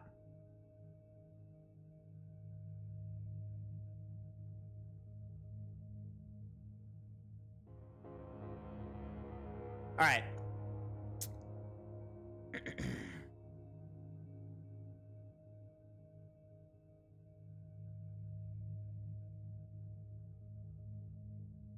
Sabi, you don't even have to write anymore, dude. Like, this is such an extensive story. I think if it's okay with Sabi, I think I'd like to stop here. Stop the reading here, because we're already coming up on midnight. And honestly, my voice is starting to get a little bit pained. So why don't we, what we'll do is, we'll stop the reading here. I'd like to watch the video.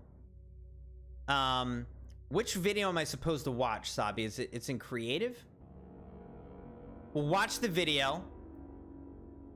And then we'll bring Sabi on for a little bit of Q&A. Hey, Rashad. I know, dude. I've been reading for more than 3 hours. So, it's great stuff. But yeah, my voice is just starting to wane here. How's it going, Rashad? How's it going, Maddie?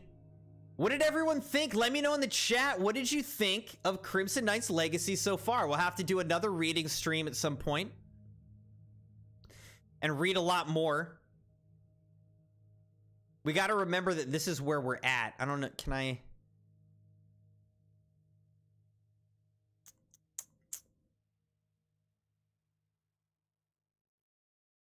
I don't know. All right. Let's check out Sabi's video.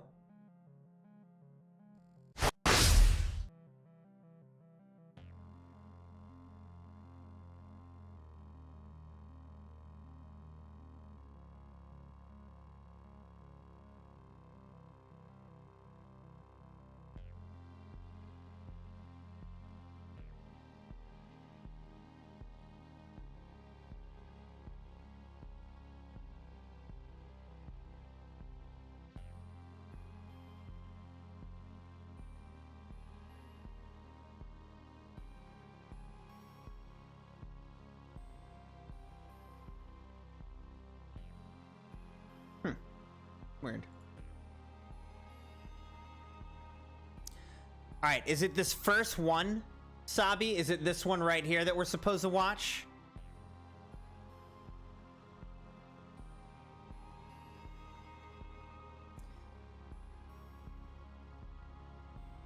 All right, we'll watch the first one. We'll mute the song.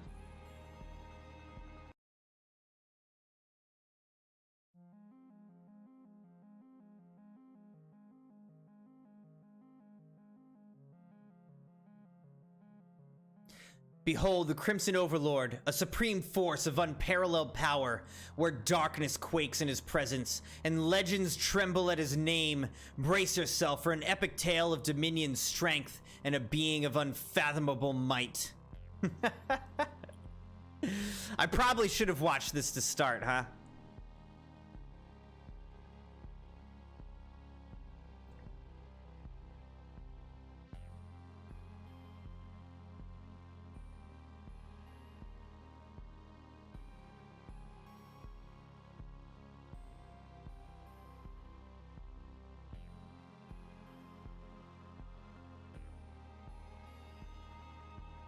Crimson Overlord, the supremely powerful Overlord, is a legendary figure steeped in tales of immense strength and unwavering dominance. Born from the convergence of ancient magic and primordial forces, Crimson Overlord rises as an embodiment of raw power and insatiable ambition. Standing tall and clad in shimmering crimson armor, the Overlord commands an army of loyal followers, each a formidable warrior in their own right. With fiery red eyes that pierce the souls of adversaries, Crimson Overlord possesses an aura of commanding authority, inspiring fear and respect in equal measure.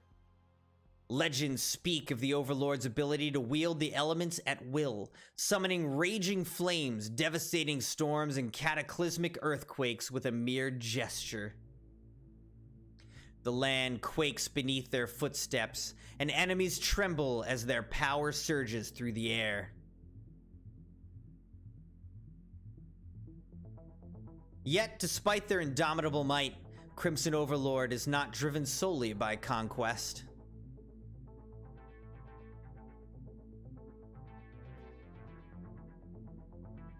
Deep within their heart, a glimmer of compassion remains, a sliver of empathy.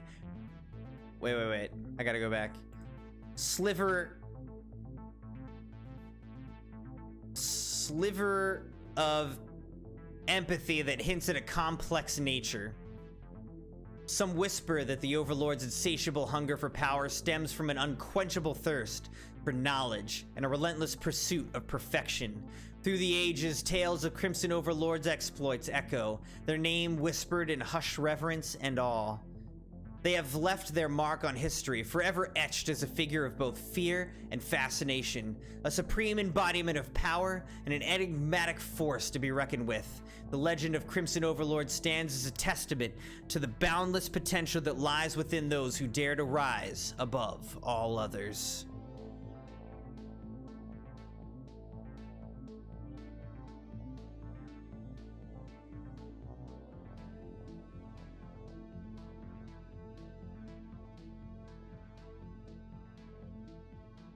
Thanks for watching and reading, Crimson. We all love you. Aw. Thank you so much, Sabi. Wow. Can we get some GGs in the chat for Sabyasachi? I mean... Bro.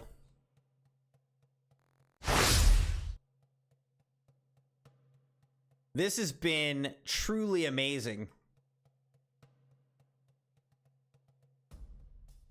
The amount of effort that Sabi put into writing this tale, to making this video, I mean, it is just so impressive.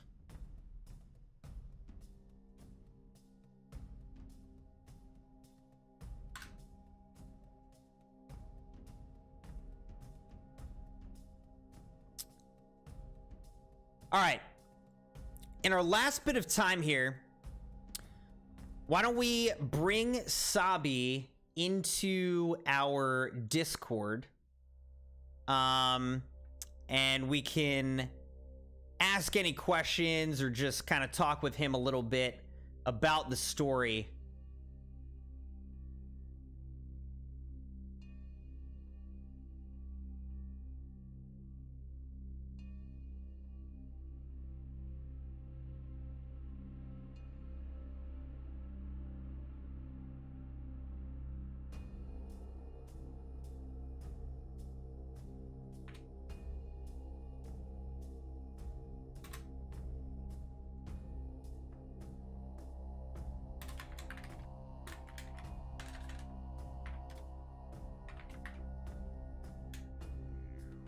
All right, I've never done a Q&A in the chat. I'm not really sure what this is gonna do.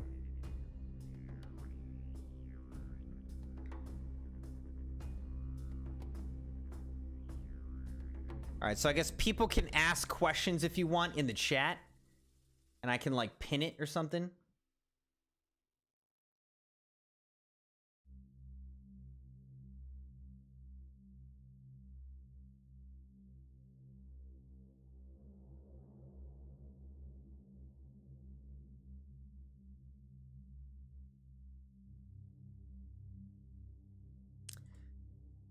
Hey, Sabi, can you hear me?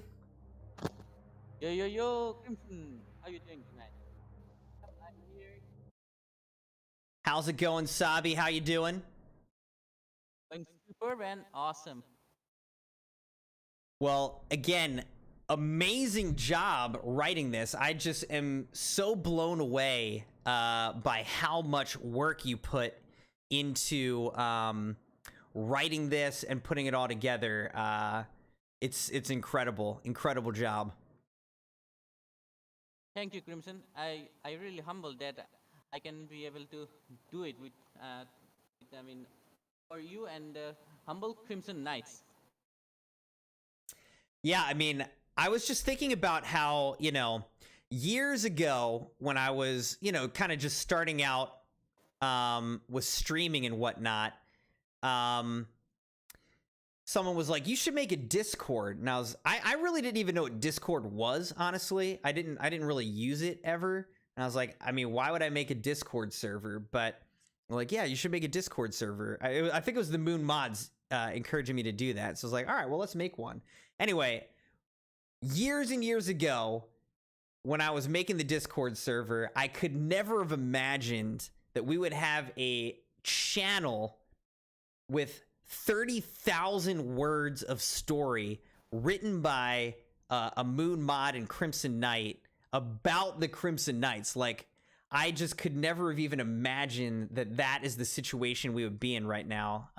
So I feel just super humbled and you know, again, just blown away by how much work you put into it, and really appreciate you, Sabi. So thank you so much.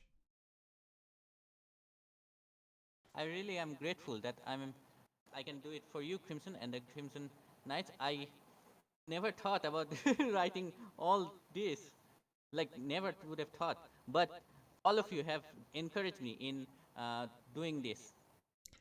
Like the Wow. inspiration of getting Crimson Knights and Crimson Overlord. Have you remembered on the stream, like on the PUBG stream, I was writing about Crimson Knights and everything. From that time, I kept imagining, kept getting ideas and thinking about how can I make something more like immaculate? How can I make something more about this? Yeah, In that's this right. I process, mean, you really just started by writing it as like in the chat, like in the live streams, and then you ended up creating a whole channel in the Discord to like put the story in there. yeah, it was quite a journey. Cause yeah, how long? Like, I guess when did you even start actually writing? Like, when was that live stream where you started writing the story? How long ago was that? I don't know. I think it was months ago, but I know that you were playing PUBG with Citron or Beaks. I think Beaks. Yeah, I mean, it can't have been that long ago. So like, you basically wrote all of this, like 30,000 words you wrote in like, what, a couple months, basically? Yep. Wow. Well, that is super impressive. I guess, again, chat, I know that you guys, I'm trying to see what this Q&A function is like, so put your questions into the Q&A. I see Maddie's already submitted one. We'll read those in a moment if you've got questions for Sabyasachi about the Crimson Knights Legacy story. But I guess I'm curious, Sabi, you know, well, I don't know. I guess, you know, I just read for like 3 hours. So I'm curious, the way that I read it, like, did you feel like I represented how you imagined it pretty well? Or were there some things that you like imagined differently than how I read it? I'm just curious, like, because you wrote it, you know, but I read it and I had never even read it before. So I'm just curious, like, how did you feel about me reading it? Were there things that you were like, I would have done that differently? I'm kind of interested to hear if there was anything like that. Nothing like that, Crimson. You did pretty well.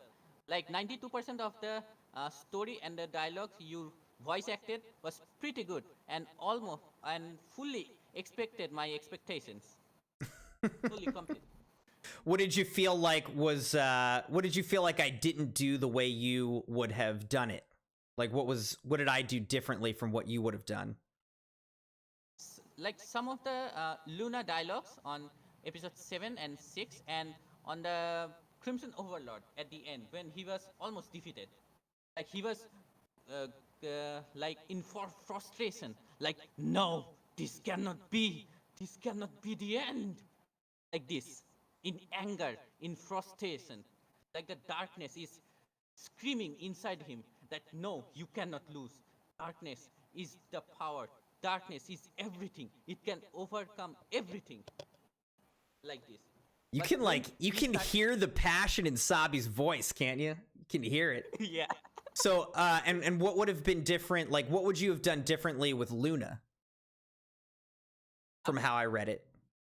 First, I thought Luna of an expert archer on like on the journey of being a normal archer to an expert archer. But then I changed my mind on her character being a sage, on how she became a sage.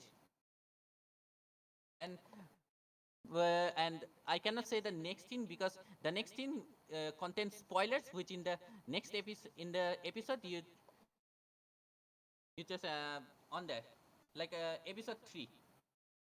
Okay. The her why did she become a sage and why did she become like that in contents in there, and her past as well. Why don't we turn to some of the questions that the Crimson Knights are asking in chat? So the first one we've got here is, who will Sabi be flirting with next time in the story? Wow. Well, who will be? Well, which I would say Luna. Luna. All She's right, the one. so Luna's the love interest. Yeah. Essentially, put a scene where me and Luna are, spoilers in the episode. The next episode, which you didn't read, but it's all right. You can do it in the next sub night. Start from there. Sounds good. Perfect. Dogpaw, I'm trying to get Sabi's volume correct. His volume's kind of like going all over the place a little bit, so I'm doing the best I can here. Okay, let's move on to the next question. I'm ready. So the next question is from Dogpool, which says, which characters represent people in the community? So for the portions of your story that we read, I mean, some are obvious. I think Dogpool was pretty obvious. Sabi's obvious. But were there other... let's see. Let me think of who we had. I can think of... We had Sabyasachi, obviously. You had Stray Pilot, Tyler. You had Trinity Nick. We had Quora was in there. We had Dogpool. Were there any other Crimson Knights that were featured in your story? Yes. There are two characters in the upcoming series, which is Rancid Ricky and Maddie. In the upcoming series, did we? Yeah. Was there anyone in what we read tonight that represented Crimson Knights, or were all the other characters kind of just like made up? Made up like the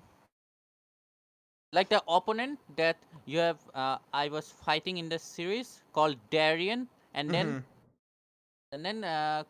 Arkan, which is and then Luna, and so none of them were like based on Crimson Knights, though. They were all just extra characters you created. Fictional extra characters.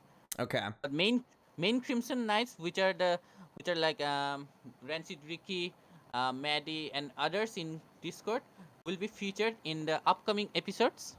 Okay.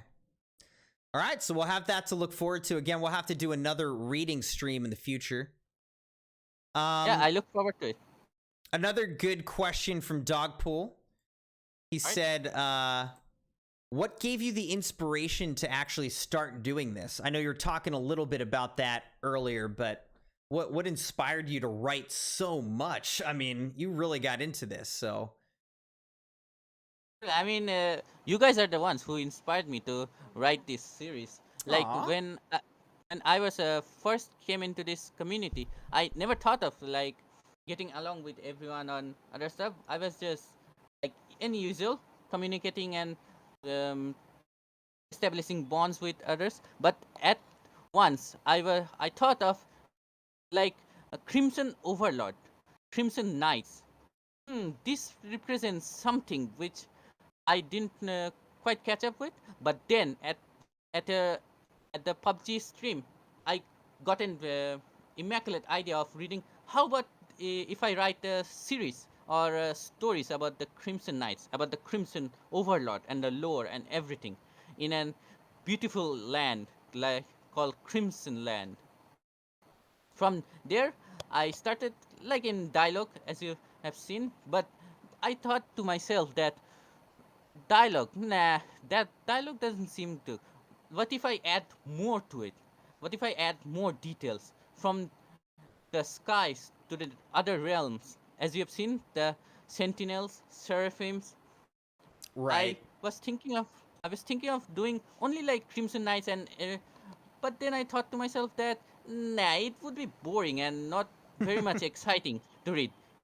Then I got an idea of like adding other species from realms and other warriors, as you have seen in this. And at the end, fighting with the Overlord. That I will give you a hint and what will happen, because that Overlord will make an entrance in the later episode. Okay. Well, very cool. I know, a lot of people were begging to be featured. A lot of the Crimson Knights wanted to be featured in your story, so people wanted you to write them into it, So you had people encouraging you to include them in your story. Absolutely, I will include all of them. Like, I plan for a story about Dotrek and Jay and Woods as both brothers on a quest. But then spoilers, which I cannot tell very much. But Well, we look forward to it. That story I'm planning it most likely like on real life stuff, like parents fighting and other stuff happens in the real life, and how they both struggle and fight to survive in their life, and at the end the Crimson Knights comes and then takes them in their land. From that time they will take a good role in the Crimson Land. Have you I have stated a character in the next episode. She will take a good role in taking care of Woods. Woods and Rick, both brothers. Okay. Our next question is from Maddie. She said, "Who will Sabi be dating at the end of the story?" Still Luna, right? Yeah, Luna. She's the one. Maddie's very concerned about that part. Luna. Maddie, do you want in it? Should I change Luna to you? I think keep your direction. Keep your direction, Sabi. So Dogpole said, "What's the future like for the Crimson Land in your story?" For future, I said that there will be 100 episodes, but over 100 episodes. I have not planned what will come over 100, but below 50 episodes, the I will keep it like in balance, in simple, not very overpowered fighting and stuff. And after 50 episodes, when I reach 50 episodes, after that the fight will turn into a chaotic route, and the celestial beings and luminous sentinels and other beings which have taken place in my previous episode will play a crucial role in my upcoming series. And how many episodes did we actually read tonight? Like 12 and 14. Because yeah, 14. We did like season 1 had 12. Yeah. And then we read 2 in season 2 is how it was. So we read 14 episodes. Yeah. Yeah, but some of them were pretty long. Okay. Yeah, I mean 100 episodes, that's a lot. Dogpole also asked, will you be doing other stories, or will you just be continuing this one for now? Other stories like only Crimson Knights Legacy, or like other yeah, I guess asking series? Like, are you only doing the Crimson Knights Legacy, or are you trying to write other stories as well? I will be doing Crimson Knights Legacy this year. After this year, on 2024, I will be working on Pokemon series. Okay, yeah, I saw that you made a channel for that in Discord as well. This is my plan for now. Well, that's awesome, man. Again, I'm just so impressed with your level of writing and the descriptive words and language and sentence structure that you use. Like, just the writing is impressive. Good job. Thank you very much, Crimson. Dogpool said, "Can I have a request for Crimson to kiss my butt in the next story?" What? Maybe we should flip that, and maybe, you know, we should have Dogpool, since he's a dog, like lick the toes of the Crimson Overlord or something like that. Could we maybe get that in there? I might, but he will not be happy.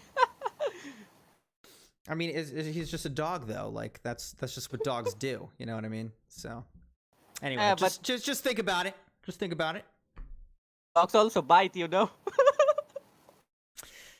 Dogpool, this isn't a question really, but said, do the other rounds that you were talking about to represent other streamers' communities. That could be kind of cool, like, you know, bringing in characters from like other communities or streams, because I know you're like a mod even in a lot of different channels, or at least have been, and like pretty involved in a lot of different channels and communities around YouTube. So you know a lot of people.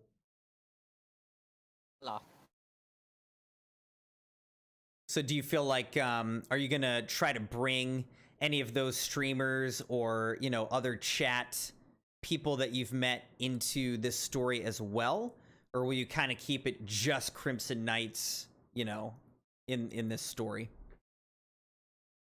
This series that I'm working on has a vast variety of characters, so I will be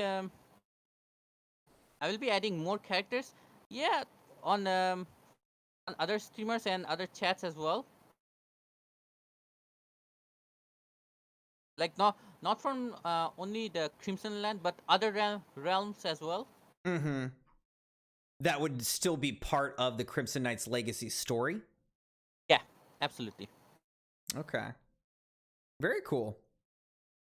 And then Dogpool had some disparaging comments about my Call of Duty gameplay.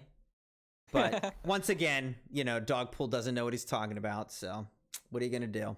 What are you gonna do? I actually haven't played Call of Duty in a pretty long time at this point either. It's been a while. But I would not recommend Call of Duty. It's like tears of toxicity, you know. Well, awesome. I think those are most of the questions that we had from chat. Yeah, I'm just excited to see how more. Maddie says I missed a question. I can't go back and see them. I don't think. What did I miss? Maddie, can you send your chat on the question? Like type it. Type your question in the chat. Oh, by the way, Crimson, do you have any questions or anything you want to know in my series? Progress you have read? Yeah, I mean, I actually felt like it was pretty clear, so I didn't feel like I had a lot of questions or anything. I guess I just, you know, I noticed some different things, like, for instance, your story really focused a lot on, like, the strength of unity. And so I was, you know, I guess I was wondering, like, is that going to continue to be the theme through the entire thing? Or will you also explore, like, other things besides unity? Or, like, why did you even focus so much on unity as opposed to, you know, other things you could have focused on? There will be on variety of aspects like love, connections, unity, and other stuff. But my main theme in this series will be unity and the connections, the bonds we share. Yeah, I mean, I think it's really cool, but it was very clear, like, you kept coming back to that, so that was, like, a major emphasis. Yeah. I also noticed that, like, pretty much all of the bad guys, you know, all of the enemies that you encountered, they all got, like, basically redeemed. Like, they all snapped out of it, you know, wanted to be redeemed, wanted to be forgiven. And it, like, I don't remember anyone dying. Like, I don't remember any bad guys being like killed, it seemed like they all were being redeemed. Is that true? Yeah, for now I keep it simple, and then I will give it a dark side on it. Get a darker side in there. Yeah, very much dark side, and some of the aspects will resemble to real life as well. Interesting. Like okay. real life events. I mean, again, it's not like you know, it's not bad. It's just the way that you've written it so far is very positive and hopeful for, you know, people changing and all that. So that kind of just stood out to me. Yeah, I written it in a way that even how much darkness your in yourself contains, but as long as there is 1% of positivity in there or light in there, the darkness will fade away. Yeah. And you will realize what will be done, and you will be redeemed in the light of you know, God or something. Yeah. No, I mean, I really like that theme, you know, for my own beliefs. I think that even the worst person can be redeemed. So Yes. I think it's kind of cool that you had the worst person be redeemed in your story, at least so far. So Dogpool asks one more question, says, does Crimson represent a god of the land? Is that why he's not in it yet? Oh my God. Why is he spoiling it? Why is he spoiling it? Did you tell him things? No, I did not. He's just figuring it out? I planned in this way.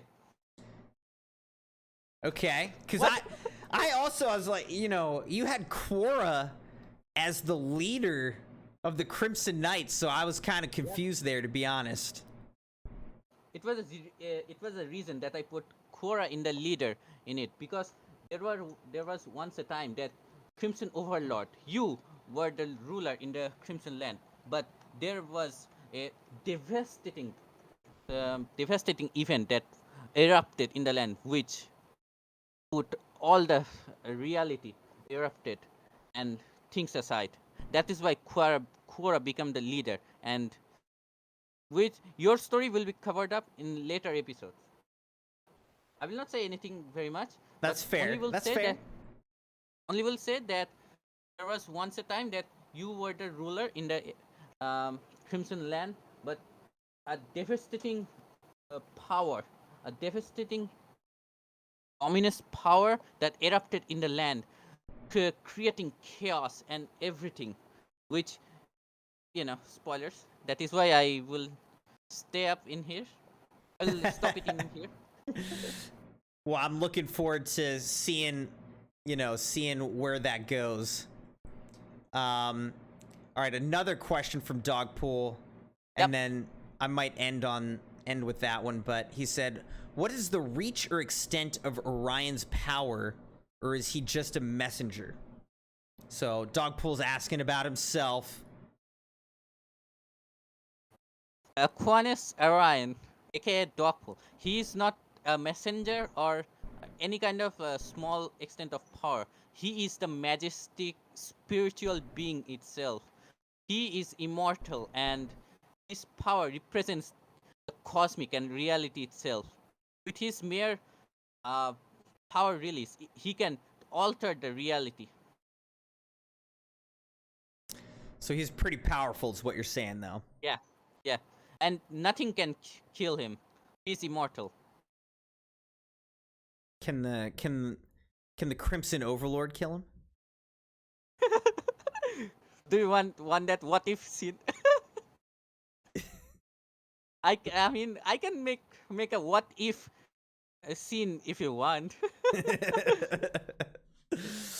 You do what you need to do, Sabi. This is your story. We're just trying to get some information. It's all right. I'm all here to give you all the answers without spoiling anything. Well, Maddie, I thought that I read all the questions that were in the Q&A section, so I apologize if I missed one, but I thought that I read them all. because I read 2 questions from you, and then the rest were Dogpool that I saw. Though most of Dogpool's were not questions, they were comments. So awesome. Well, Yeah. I probably need to wrap up the stream here, but All right, Crimson. thanks again, Sabyasachi, for your wait, amazing before- writing and sharing this with us. It was really cool. Rude. Wait, Crimson. Before you go, I'll hint something to you. Your entrance will be immaculate and so epic that it will drop your jaw. Don't worry. Excellent, Stay tuned. excellent. I'm looking forward to that. And also, the video you have watched will have a reference and the lower video, which will be featured in my episode. Well, I liked a lot of the images that you had in the video that I just watched were really cool. Yeah, I liked those. I created the images from a website called GeneCraft. Yeah, I saw that. So it's like AI or something like that? Yeah. Yeah, that's cool. I Yeah, was you got some finding, good images out of it. I was finding good images like those in the Pinterest, but did not find the quite good ones, so I had to use that. Wait, Maddie. Oh, gaming. I know you also posted a bunch of videos in gaming. I think what we'll do is we'll plan to watch those during the reaction streams. Stream? Yeah. So I Crimson, couldn't get to it tonight, but we will get to them. Yeah, no worries, no worries. It's already late up there as well. Also, Crimson, can I get some information on something? Sure. What are you planning for a partner party for today? I mean, tomorrow for me here. Yeah, so the partner party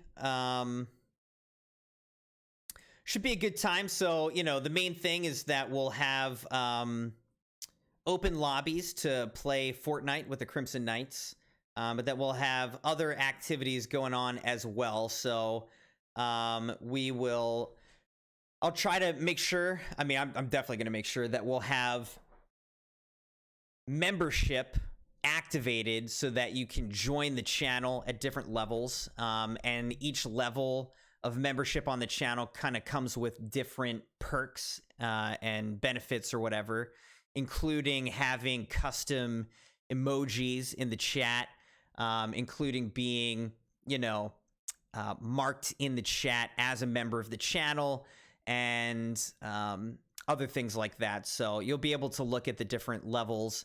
So anyway, we'll have that activated, but in terms of activities and stuff, I will, as promised, get a shaker of Sanic chili dogs, and we'll have that on tap for me to be drinking throughout the stream, that you can force me to drink it. I'll have a couple special items added to the loyalty store, so you guys can check out the loyalty store for tomorrow's stream and should see some new things in there, special for the stream tomorrow. That should be fun. For every... Go ahead, yeah? So will you be doing any type of activities on chat, like Q&A or any kind of stuff like this? Yeah, so what I'm going to do is I am going to give all members 50 Mune Rocks when you come into chat, like at the beginning of chat. And then we are going to have, I have a series of questions that basically you can bet Mune Rocks on. So you can bet which answer do you, like which option do you think is the answer to the question that I'm putting out. And then if you get it right, then you get extra Mune Rocks. If you get it wrong, you lose your Mune Rocks. But I have some stuff like that where, I'll have all these questions that you can sort of bet on the answers for, and hopefully that'll be kind of fun. I have a good set of questions that I think you guys will enjoy. The other things that I'm doing is for every win that we get in Fortnite, I will actually gift a membership to chat. So you'll get random person will get a free month of membership on the channel, and I'll give 50 Mune Rocks to all viewers in the chat at that time for every win that we get in Fortnite. And then we'll also be tracking our memberships. So for every new membership that's not gifted by me, I will take a sip of Sanic Chili Dogs and do 20 jumping jacks. At 5 new memberships not gifted by me, I will pie myself in the face. And at 10 new memberships not gifted by me, I will actually do a merch giveaway, a t-shirt or hat giveaway. That, unfortunately, I can only do for the US, just in terms of like shipping and whatnot. But I also don't think we're going to hit 10 memberships, so we don't really have to worry about it. But yeah, so those are kind of the different activities and giveaways and things that we'll have going on during the partner party stream tomorrow. Awesome. That sounds super awesome, Crimson. I'm excited now. Yeah, I think it should be a fun time. So we'll get started up about 8:30 p.m. Eastern time tomorrow night. When it will be? It's on 6 a.m. 5th August, 6 a.m. Awesome. And we'll stream for a solid, 4 hours or whatever. We'll do a nice full stream. Again, you can click the link that is pinned in chat to go over to it and hit the notification bell for it. So, but yeah, thanks again. Awesome. Can we get some GGs again in chat for Sabyasachi for writing the Crimson Knights Legacy story and sharing it with us in the Discord and on this stream? GGs, Sabi, thank you so much. Thank you very much, Crimson. Oh, and Crimson, can I ask something before I go? Okay. Is there any particular character or any character that you want in my series? Like any fictional character that you are eager to see alive? Eager to see alive? Yeah. Any fictional character that you want? I mean, I don't know if this is what you're asking, but like, I'm most excited just to see you write in like other Crimson Knights, like, you're talking about Jeremiah and Dot Rec. There's Latrice. There is Moon 13. Seeing a lot of those Crimson Knights written into the story, I think that's going to be like the most fun, Yeah, don't worry. They will be in my series. I trust you. But yeah, that's what I'm most excited for. So awesome. Well, Sabi, thank you so much again. Have a great rest of your day, I guess. And for you, I'll see you again tomorrow morning for our partner stream. All right, Crimson. Thank you very much for reading my series, and take care there. Stay happy. All right. Have a good one. Talk to you soon. All right. See you soon, Crimson. Bye. All right, Crimson Knights. Well, that's Sabyasachi. And that is our reading tonight of the first season of Crimson Knights Legacy, as well as a couple episodes of season 2 written by Sabyasachi. So again, we just talked about the partner party that we're going to be doing tomorrow, the partner party stream that we'll be doing tomorrow. Make sure to join us for that. Look forward to seeing you guys then. It's going to be a lot of fun. Also, hi and bye to Citrian. But yeah, Maddie and everybody, we could get some congrats in the chat for Citrian, who's now an engaged man. Very exciting. When am I going to be getting good in COD? I don't know. Maybe when Citrian gets back on Sunday, we'll be frying. Probably not. All right, everybody. Good stream.